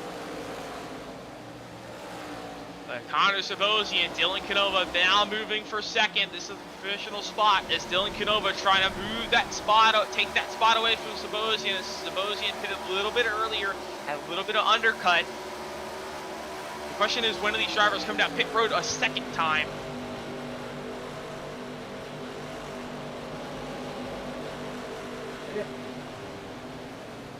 Is Canova not able to clear Sabosian as quick as we would think? Sabosian holding that outside lane, and this is helping Skylar Jones out in front. And Skylar Jones, gap still closing big time, but they're slowing not as quick as Canova would have been by himself, as he finally clears Sabosian. As they should get by Skylar Jones here on this lap. Skylar Jones last pit on lap 69. That was about 25 laps into the run. So pitting around 25 laps into this run would be in about just about 10 more laps. As there goes Dylan Canova, clears the Jones in the 47. So Jones, assuming probably will split it up, pit around lap 90 to 95. To split it evenly. See that 47 as anything late. If just hold off late, but 43 to go, coming to 42. But Dylan Canova holds the lead. Had a lap undercut on Daniel Walnix, as Daniel Walnix really far back, actually in a battle now with Cameron Cregan, as Cameron Cregan actually jumped Daniel Walnix. Daniel Walnix just had a slow stop. It looks like his pit stop was pretty much the same. He just pitted way later than everyone else.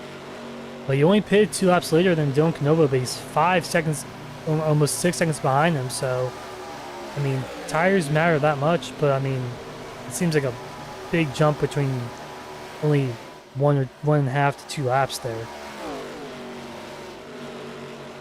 It looked like, yeah, Daniel Walnix, we'll see if he can close that gap back down, but I think he's just struggling through traffic, and I think that's what lost him a little bit of time.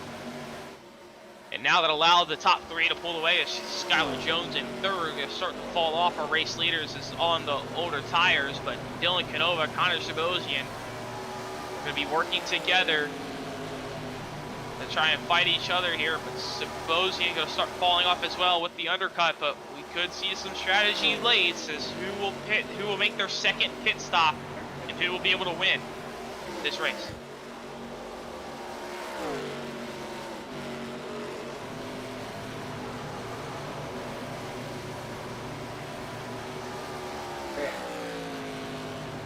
But Dylan Canova holds the lead. Connor Sabosian now a second back. Dylan Canova, he's dominant so far all night long. He's been good. Now he's just going to master one more pit stop. Probably about 20 more laps. We'll see when these drivers pit again. But most of the field really far back now is the top 5, only within 10 seconds. To everyone else, 10 plus seconds out.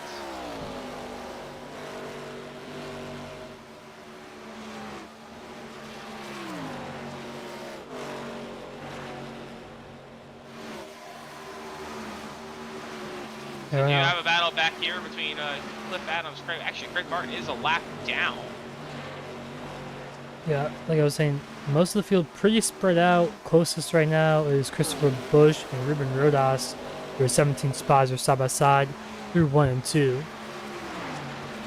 So the battle for 17th, Rodas on the bottom, Busch on the outside, and Rodas gonna try and clear. Nah, yes, actually gonna be able to, as Busch got into the wall hard there off of turn number 2. Down the back straightaway. He's going to lose a lot of time, but he's going to hold on to it. But Dylan Lamp might have an opportunity on that 29 machine here soon. Brock Morris trying to work his way up through. That's to try and get by Dylan Lamp. As most of the field is all spread out now, just trying to work their way through the pit strategy.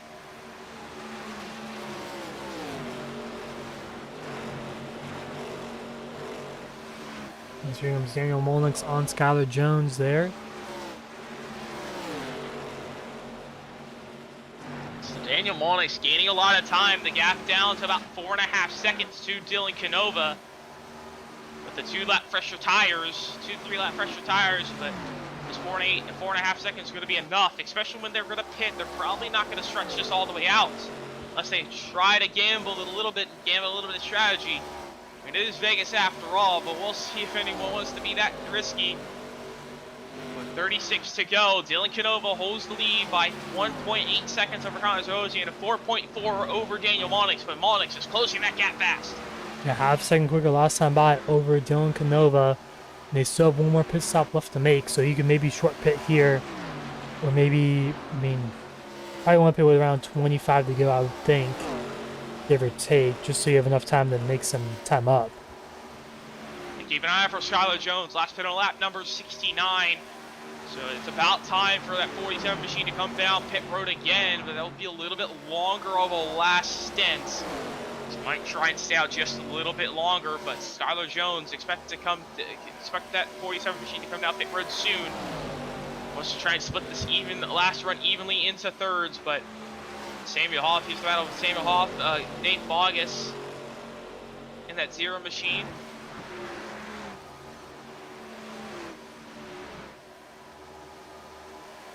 KH Donahue.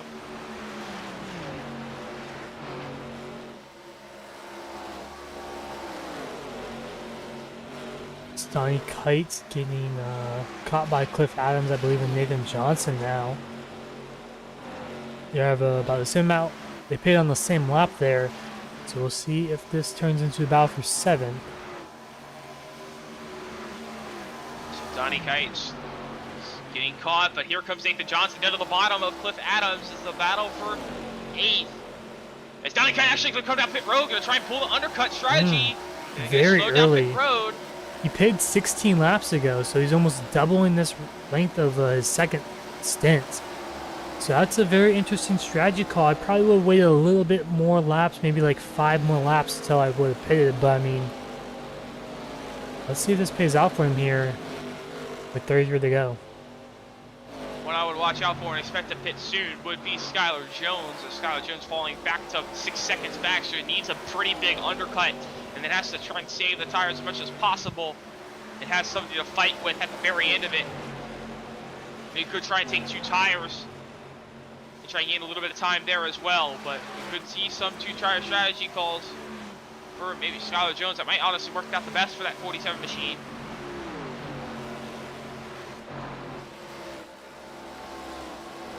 As Dylan Canova holds the lead.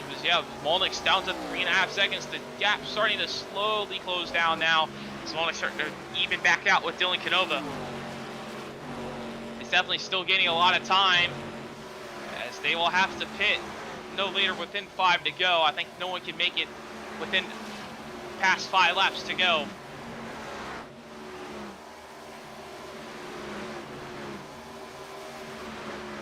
Coming to 30 laps to go here from Las Vegas before we get to our last round of pit stops. Let's do a little bit of Ellerin. Crank it up here from Vegas.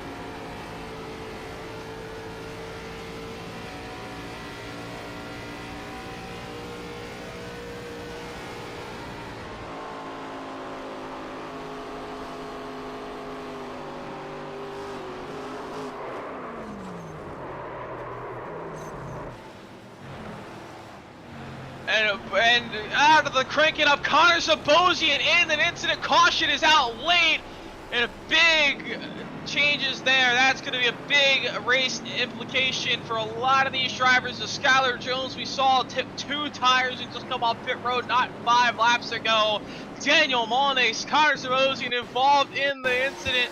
Here it comes off of turn 4. Just Connor Sabosian and Michael James trying to come down pit road. Daniel Molnix just doesn't know, and ends in an incident. Wow, just miscommunication there from these drivers. I don't, yeah, I mean, I guess none of them knew that, the driver in front was pitting. I don't know if Sabosian was pitting, but I think he was going too fast to be pitting, so I mean, yeah, that's so unfortunate. We were on board with the Sabosian when that happened. I mean, the worst timing right there. I mean, the lap car wasn't, I don't think, low enough really to. Yeah, I mean, you can't really slow down in that direction. I mean, it's just a tough situation with those guys behind you in. They're just going too fast, and you don't have enough time to react at all. Yeah, and I don't see any pitting indication from any of those drivers there, so I don't know. Maybe could have been could have been from the from the last pit stop, but that's just two front running cars that got damaged in that. And unfortunately, Skylar Jones, another car that was up front all night long, is going to be trapped a lap down from that. So Skylar Jones got to take the wave around, and also on 2 tires, so just even worse for that 47 machine, and just a big shakeup late here. As Molnix and the Bosian will have to repair some damage here, as I think everyone there took 4, except Travis Sheet. He took 2 tires there. 9.6-second pit stop for him, so interesting there, as everyone else did take 4 tires. Bosian off the pit lane now. Molnix still in pit lane repairing his damage. And those 2 drivers having a great run. It was looking like Molnix was going to back up his Daytona win with a great finish here at Las Vegas, but now we're going to restack him up, and look at who's in second. Cameron Craighead, what a run it's been for him here tonight. Yeah, started at the back, 29th. Had to started 8th in Heat 3, finished 9th in Heat 3. Was able to make his streak from the heats, but started in 29th. And look at where that 48 machine is now, all the way up to P2. A great drive for that 48 machine tonight. We'll see if he has an opportunity, it has anything for Dylan Canova out in front, but with 23 to go, it's going to be tough. Dylan Canova has very great short run speed, but does anyone up in this front pack now have long run pace at the very end to maybe knock Dylan Canova off the top? But it's going to be a great run to the finish. We'll restart with 23 to go here from Vegas. And now it's a dash to the finish. No more strategies able to be played. Who will be able to pick up the win?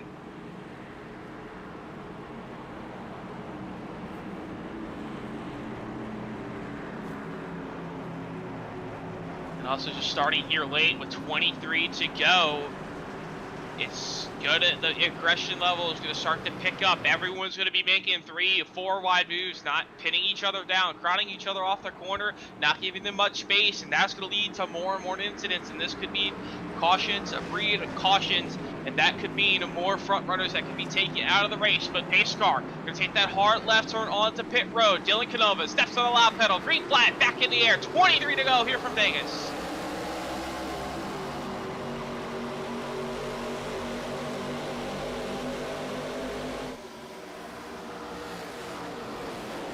There's a little contact in the mid-pack there. Drivers going around, caution to come out. And looks like everyone kept it straight, I think. No one seems any damage. I think someone maybe just got sideways going into one and just triggered the caution. We'll see what happened there. It was, oh yeah, right. Yeah, Zachary Tyler, yeah, got sideways, got saved actually by Christopher Busch, but slowed up into the wall and sideways enough for just enough time. And it brings out the caution. Yeah, it looks like Christopher Busch just, I guess, really just didn't turn for the corner pretty much. I don't know if he, I don't know. I'm not really sure. Maybe just trying to give too much room to Connor Sabosian on the inside. He just clipped Zachary Tyler. Luckily, no one else got involved there. Yeah, great save though. Able to get saved by Christopher Busch, but that quickly brings up. I mean, that quickly brings out of cautions. Like I just said, right before we went back green, cautions could breed cautions. And now they'll put these drivers back up front. But fortunately for Skylar Jones, who's up front and on 2 tires after the pit stop strategy, will be able to come down and take 4 tires. So Skylar Jones will have to work the way back up through the field. Before we go back green, we're going to take a quick break here from Vegas. We'll be right back here for the Pasadena Humane Society 190 here from Las Vegas Motor Speedway.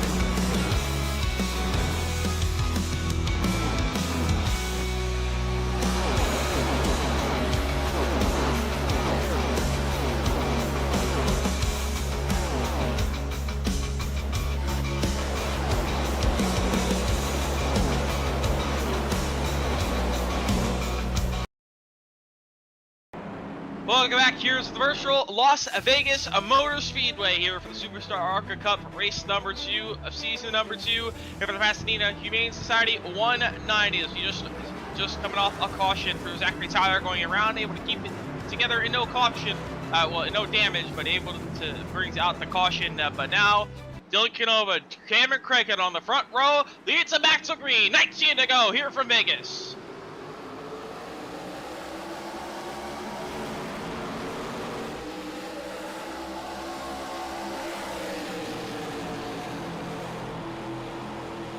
Dylan Canova off to a great restart, but a little bit of contact between Cameron Craig and Jeremiah Holt through turns 1 and 2. Holt on the bottom lane, Craig on the outside. We're going to stay side by side down the back straightaways in 3 and 4, but this is going to allow Dylan Canova to pull away for the race lead. But Holt trying to fight on the bottom, going to get a little tight up the racetrack, but this could be the aggression. This could be mistakes be made as Cameron Craig almost gets stole off of turn 4, but they're still side by side for a second as Canova pulling away. But again, with a great launch on these restarts, has been pretty much perfect. Caution out of the racetrack once again. Skylar Jones just destroyed entering turn 1. Pretty much. It actually looks a lot better than I thought it would be, but it looks like the only car I can see around. We'll see what happened there. That's 3 wide. Dylan Lame out loose there, just a big 4 wide here into the wall. Donnie kind of think that may have been. Skylar Jones, a little bit of damage. Actually, good. Great job to lock it up and just barely hit that outside wall, but it's just unfortunate for the 47 machine. 47 of Skylar Jones running up front all night long in that top 5. Plays a spit strategy, just gets a caution at the wrong time, and it just snowballs back into incidents in the back of the field, and just unfortunate 47 machine. See if Skylar Jones can maybe recover a little bit. Doesn't look like too bad damage. Maybe Jones can make some moves back up through the field here late with under 15 to go, but they need a lot of help. But see if Jones can maybe get back and recover to a top 10.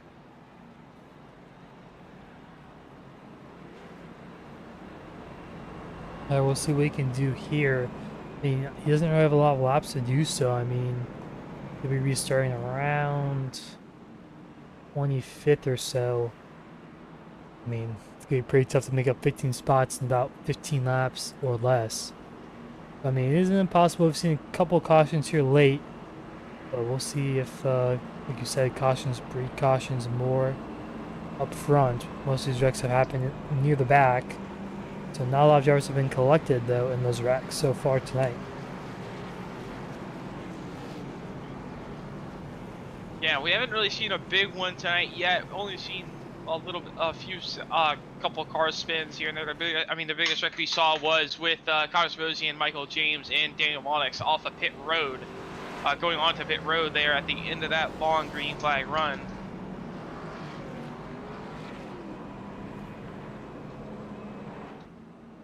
And that has led us to where we are now, just cautions breeding cautions, and just the aggression picking up on the restarts.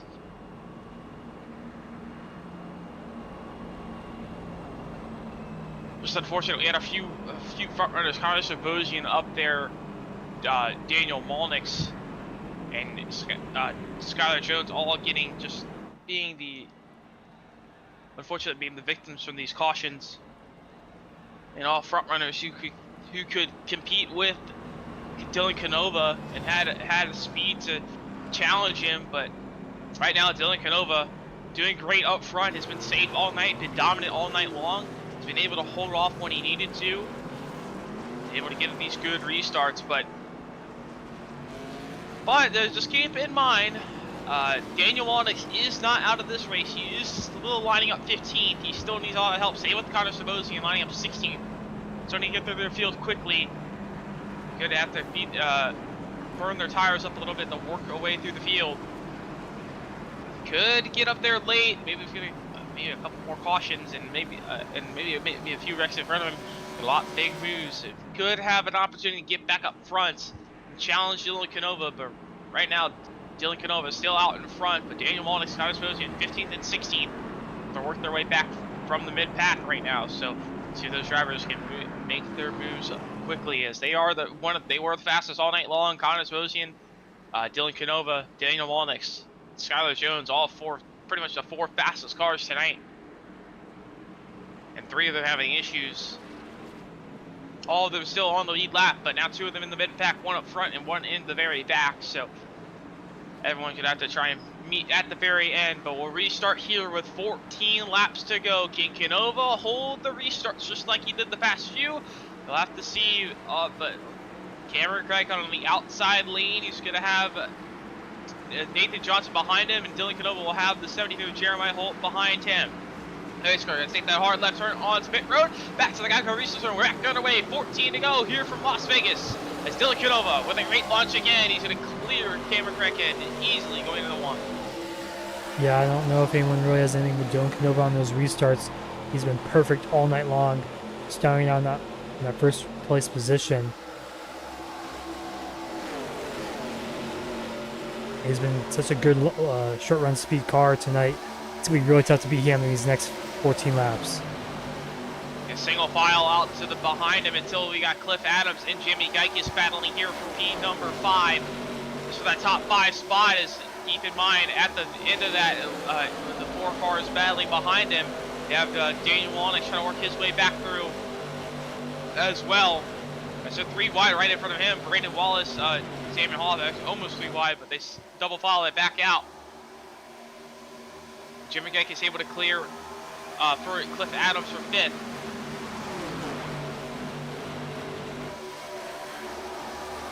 Everyone's trying to single file out, fight for everything they have. This battle, all this battling for the top 10 position now. Sammy Hoff on the inside of Brandon Wallace, but right in front of them you have KH Donahue side by side. I think that's Brad Delf side by side with Brad Delf, but now Jeremiah Holt clears Cameron Craighead for 2nd. Actually, no, that's clears Nathan Johnson for 3rd. But Cameron Craighead holding in 2nd, trying to chase down Dylan Canova.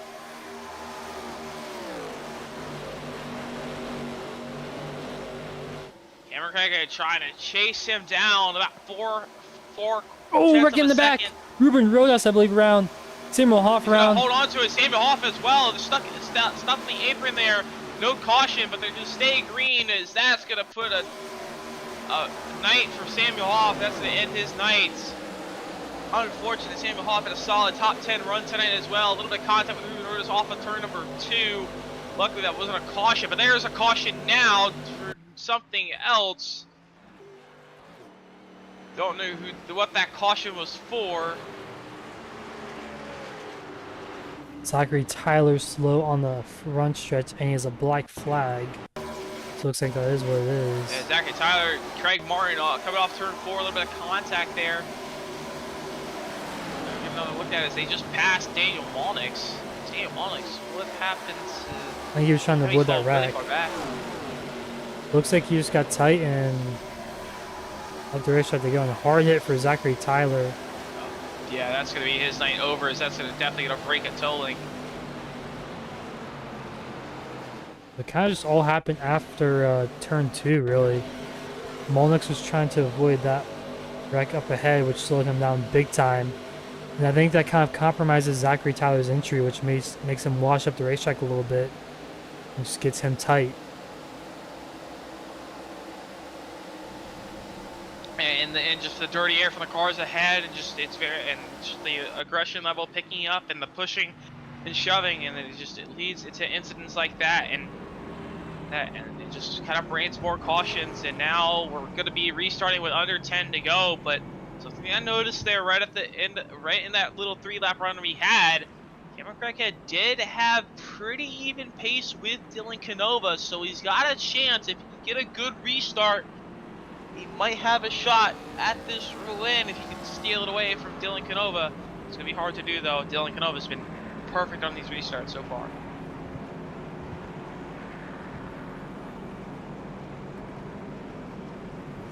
Yeah, I mean, with how little laps there are to go and how good Canova has been on these restarts, I mean, I'm not going to say it's impossible to beat him, but I mean, you just have to time it perfectly, and just no one's been able to do it tonight.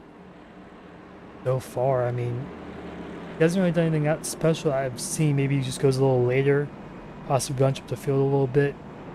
I mean, he's just been so good on these restarts. He just gaps to 3, 4, 5 car lengths already before you even reach turn 1. And it could be like kind of like Kansas. I know Kansas gotta start in first gear, but it's a very quick shift, and how these Arca cars bog down pretty quickly on those shifts. You gotta react. You have that reaction time already to go, and then you have to focus on a very quick shift. If you miss it just slightly, your charge just bogs down a lot, and that slows you down. So when you're a leader, you don't have to worry about trying to obviously react, but just get in the restart zone and go when you feel like it. And I think that's just a big advantage as the leader. But we'll see if. But I mean, one missed shift for Dylan Canova, and that means it could be over. And I mean, Cameron Crackett has an opportunity at him, but coming to 7 to go now as we'll restart with 6. He has probably about maybe 2 to 3 more restarts at the worst. See if anyone has anything for that 70 machine of Dylan Canova out front. Yeah, it's going to be a 6-lap shootout here to finish this one out. If we don't get a caution,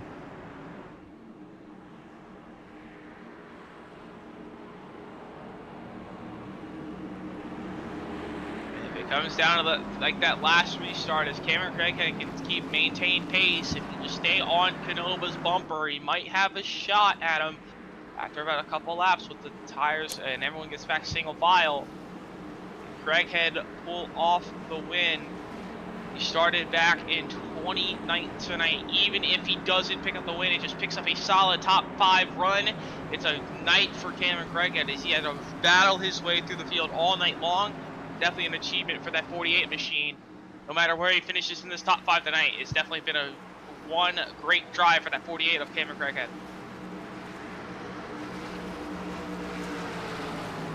Well, here we go, another restart to see who can master it. The pace car is off with 6 laps to go here from Vegas. Green flag back in the air. Canova great on the restart again, and Cameron Craighead not so great as Nathan Johnson was right there, he was inside. But he's going to be able to clear going down in the 1. But Cameron Craighead is going to be about 4 car lengths back. He should have a lot of ground to gain. Can he close the gap down to Dylan Canova? But here with 6 to go. That's probably Canova's worst restart, and that's saying something. He still has a 4 car length gap entering turn 3 now. We'll see what Cameron Craighead can do in these last 6 laps. Cameron Craighead just has to try and search for the dirty air, not get too tight, not overly push it. 5 to go. Can he close the gap down? They're side by side for third here between Jeremiah Holt and Nathan Johnson. As Holt's on the bottom, trying to make the move work. As Jimmy Geik is sitting right behind him as well for an opportunity, trying to find his way by. But Cameron Craighead slowly closing that gap down with 5 to go. The gap's down to about 3-4 car lengths. Cameron Craighead getting that good run through the corner, getting the clean air on the nose on the entry, but not really getting a great run off the exit, but it's enough to stay even down the straightaways. This battle for third still heating up. 4 to go as Jeremiah Holt's going to clear Nathan Johnson, but Jimmy Geik is going to try and follow through as they're side by side for 4th now. Side by side for Holt clears. Can Johnson get a good around the outside? Looks like he will. He's going to get to the outside of Holt. Holt wasn't able to clear Johnson off for turn 2. Johnson has a chance now to get up to that top 3 spot. Coming to 3 laps to go. Watch for the crossover move there. Holt's gonna get sideways, gonna give a shove from Johnson as they're sideways off of turn 4. Side by side entering turn 1 and 2. He's gonna hold on to it. A great save from Jeremiah Holt there off of turn number 4. But side by side for third now between Johnson and Holt. They're side by side behind them as well between Jikis and Adams. A little bit of wiggling in the back, big blocks there, big weaves, but this time by, coming to 2 to go for Dylan Canova. He's pulling away from Cameron Craighead. He just needs to get back to the white flag as they're side by side for 4. Brad Delp in the wall behind Geikis and Adams, but they're gonna hold on. Dylan Canova, all he's hoping he sees off of turn 4 is the white flag, but there's battling between. Here comes Kyle Samosian trying to get by Brad Delp, trying to get back up to the 8th place spot. And now he's got Brandon Wallace trying to take that opportunity as well. As battling continuing out through most of the field. Brad Delph and Connor Zabosian side by side, a little bit of contact. Cliff Adams and Jimmy Geikus got a top 5 spot, but white flag in there this time by. White flag for Dylan Canova. He took the pole at the top of the show at the early part of the night. He never looked back. He dominated the first half of the race, burned up his tires a little bit, lost the lead in the Molnix, but able to play the perfect pit strategy, get out in front, and play the restarts perfectly. Didn't make a mistake tonight off of turn 4. Dylan Canova has the cars in his hands, has the house edge. He's going to pick up the win in Sin City at Las Vegas.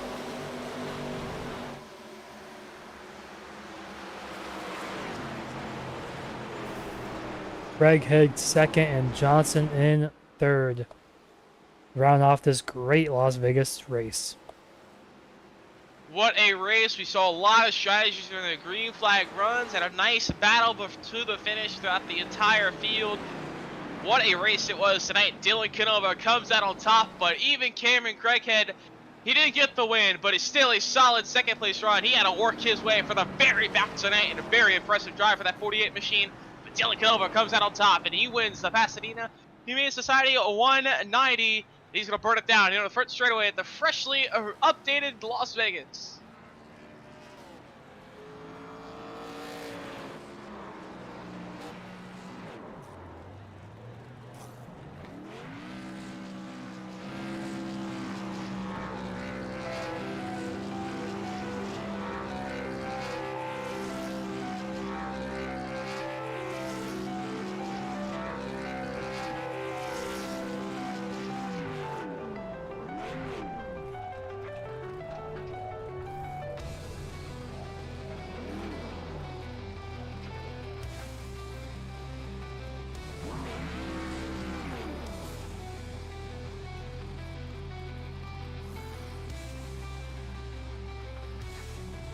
Dylan Canova parks it on the start-finish line. And we'll be right back here from Las Vegas with our top 3 interviews here from Vegas.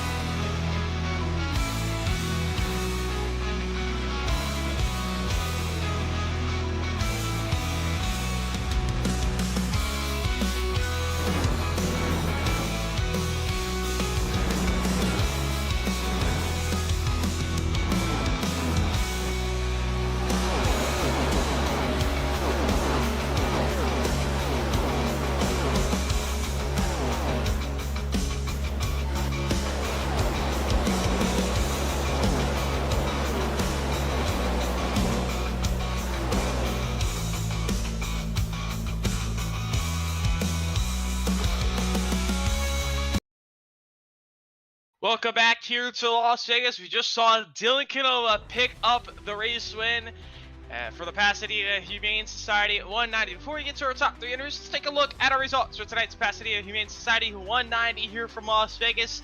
As Dylan Canova able to pick up the win over Cameron Craighead in P number 2.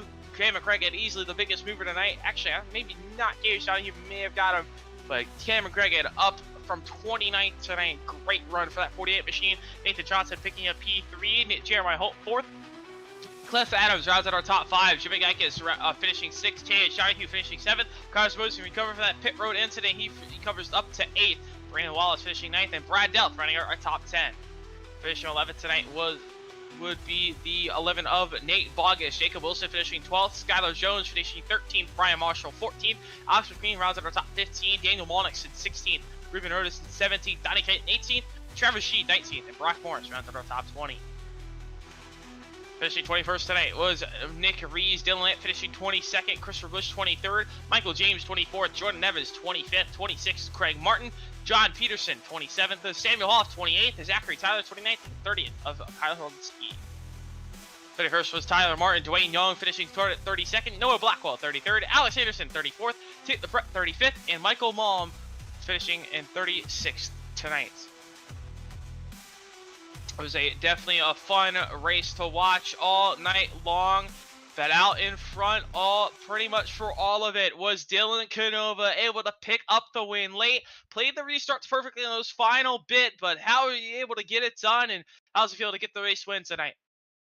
It feels good to finally break through for one of these. We've been close a few times last season, so to come back first race of the season and close the deal feels good. But yeah, there at the end, it just kind of came down to getting as big a jump on the restarts you could, because if they got close to you and were able to kind of stick to your back bumper, it was hard to hold somebody off.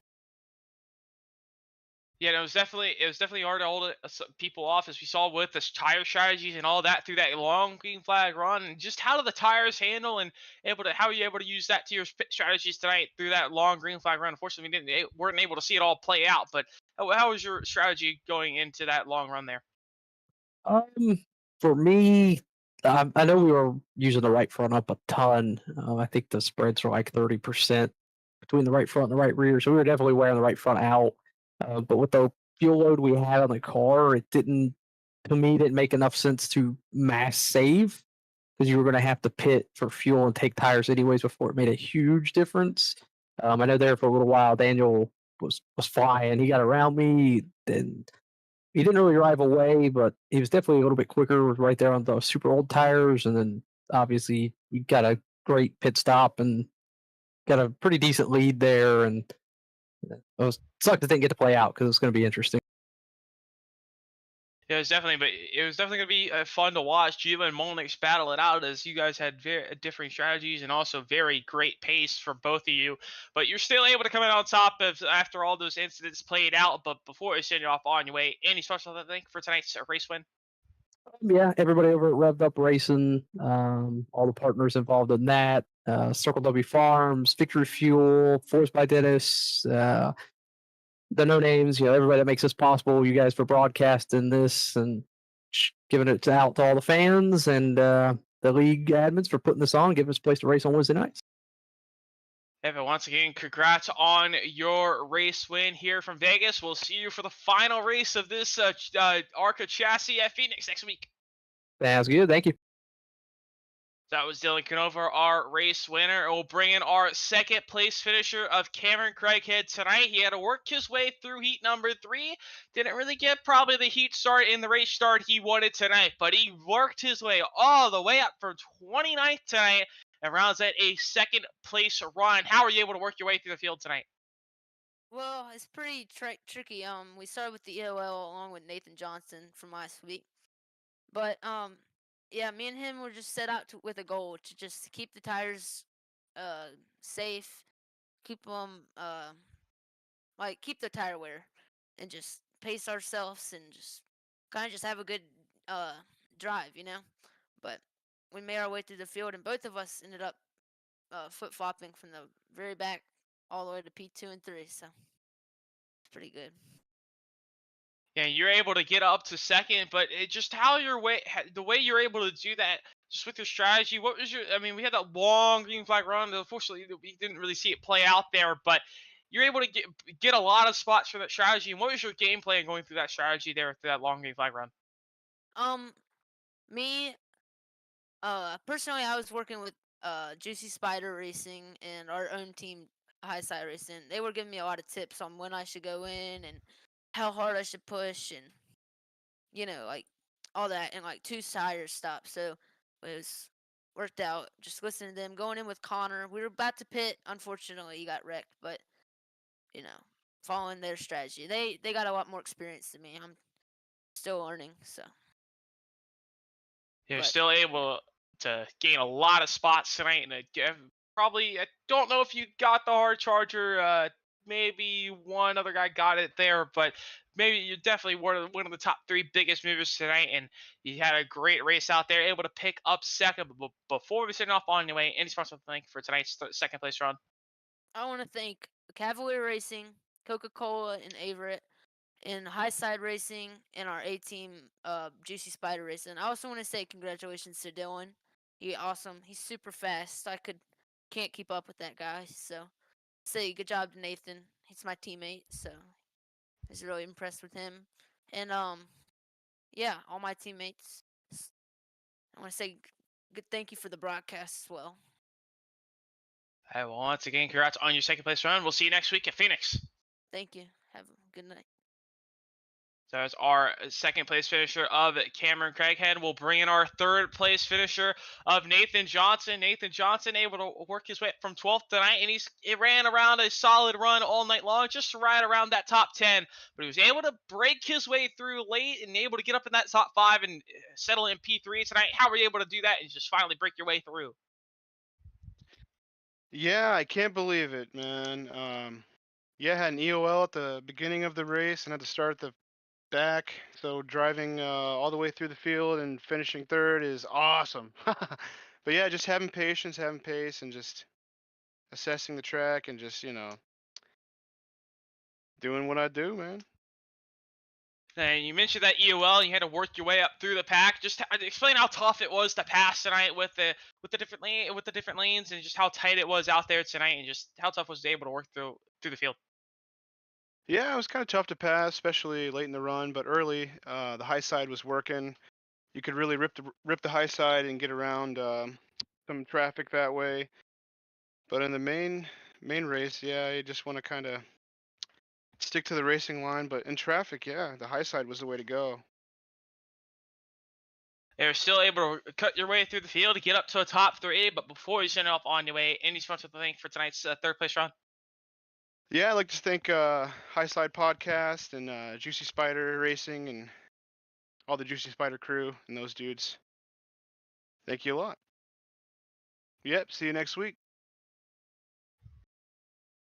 So that was our third place finisher of Nathan Johnson, and he was able to work his way up from the back as well as with Cameron Craighead, and great drives for those as well. But Dylan Canova was able to come out on top with a dominant performance tonight. He had a couple other competitors, but just he was able to stay out front and stay clean all night long. But what's your final thoughts on the night, Talon? Yeah, Canova was definitely the person to beat here tonight, and no one could beat him. I mean, Molnick's had the best chance long run speed, but him and Zabozin got caught up with some lap traffic trying to pit in front of him, which, I mean, pretty much flipped this race upside down, completely different than what we thought it was going to be. A lot of green flag runs, basically the first 105 laps pretty much. And that was actually a really enjoyable Las Vegas race, and with the updated, making it more realistic and stuff like that, it was just very enjoyable to watch too. Yeah, it's definitely fun seeing everyone just challenge a new track and a little bit of learn the new the new surface with the bump map and everything. But Dylan Cano able to come out on top, and next week going into the final race of this legacy car. So before we swap over at Pocono. So going into Phoenix next week, definitely going to be interesting. But before we get to Phoenix next week, coming up here next on the Legends Racing Network throughout the week, Friday night, we'll have the Inter Cup Series Season 5 finale from Kansas Speedway and 9:15 Eastern Time on Friday night. Saturday night, we'll have the Bolt Racing League Grand National Series. They'll be going to Atlanta at 8:30 p.m. Eastern Time for their regular season finale. On Sunday night, we'll have the Stampede Racing League Juicy Spider Premium Series. They'll be going to Homestead at 9 o'clock Eastern Time. Monday night, we'll have the 5 Points Racing League Turnkey Network Solution Series. They'll be going to Iowa at 9 o'clock Eastern Time.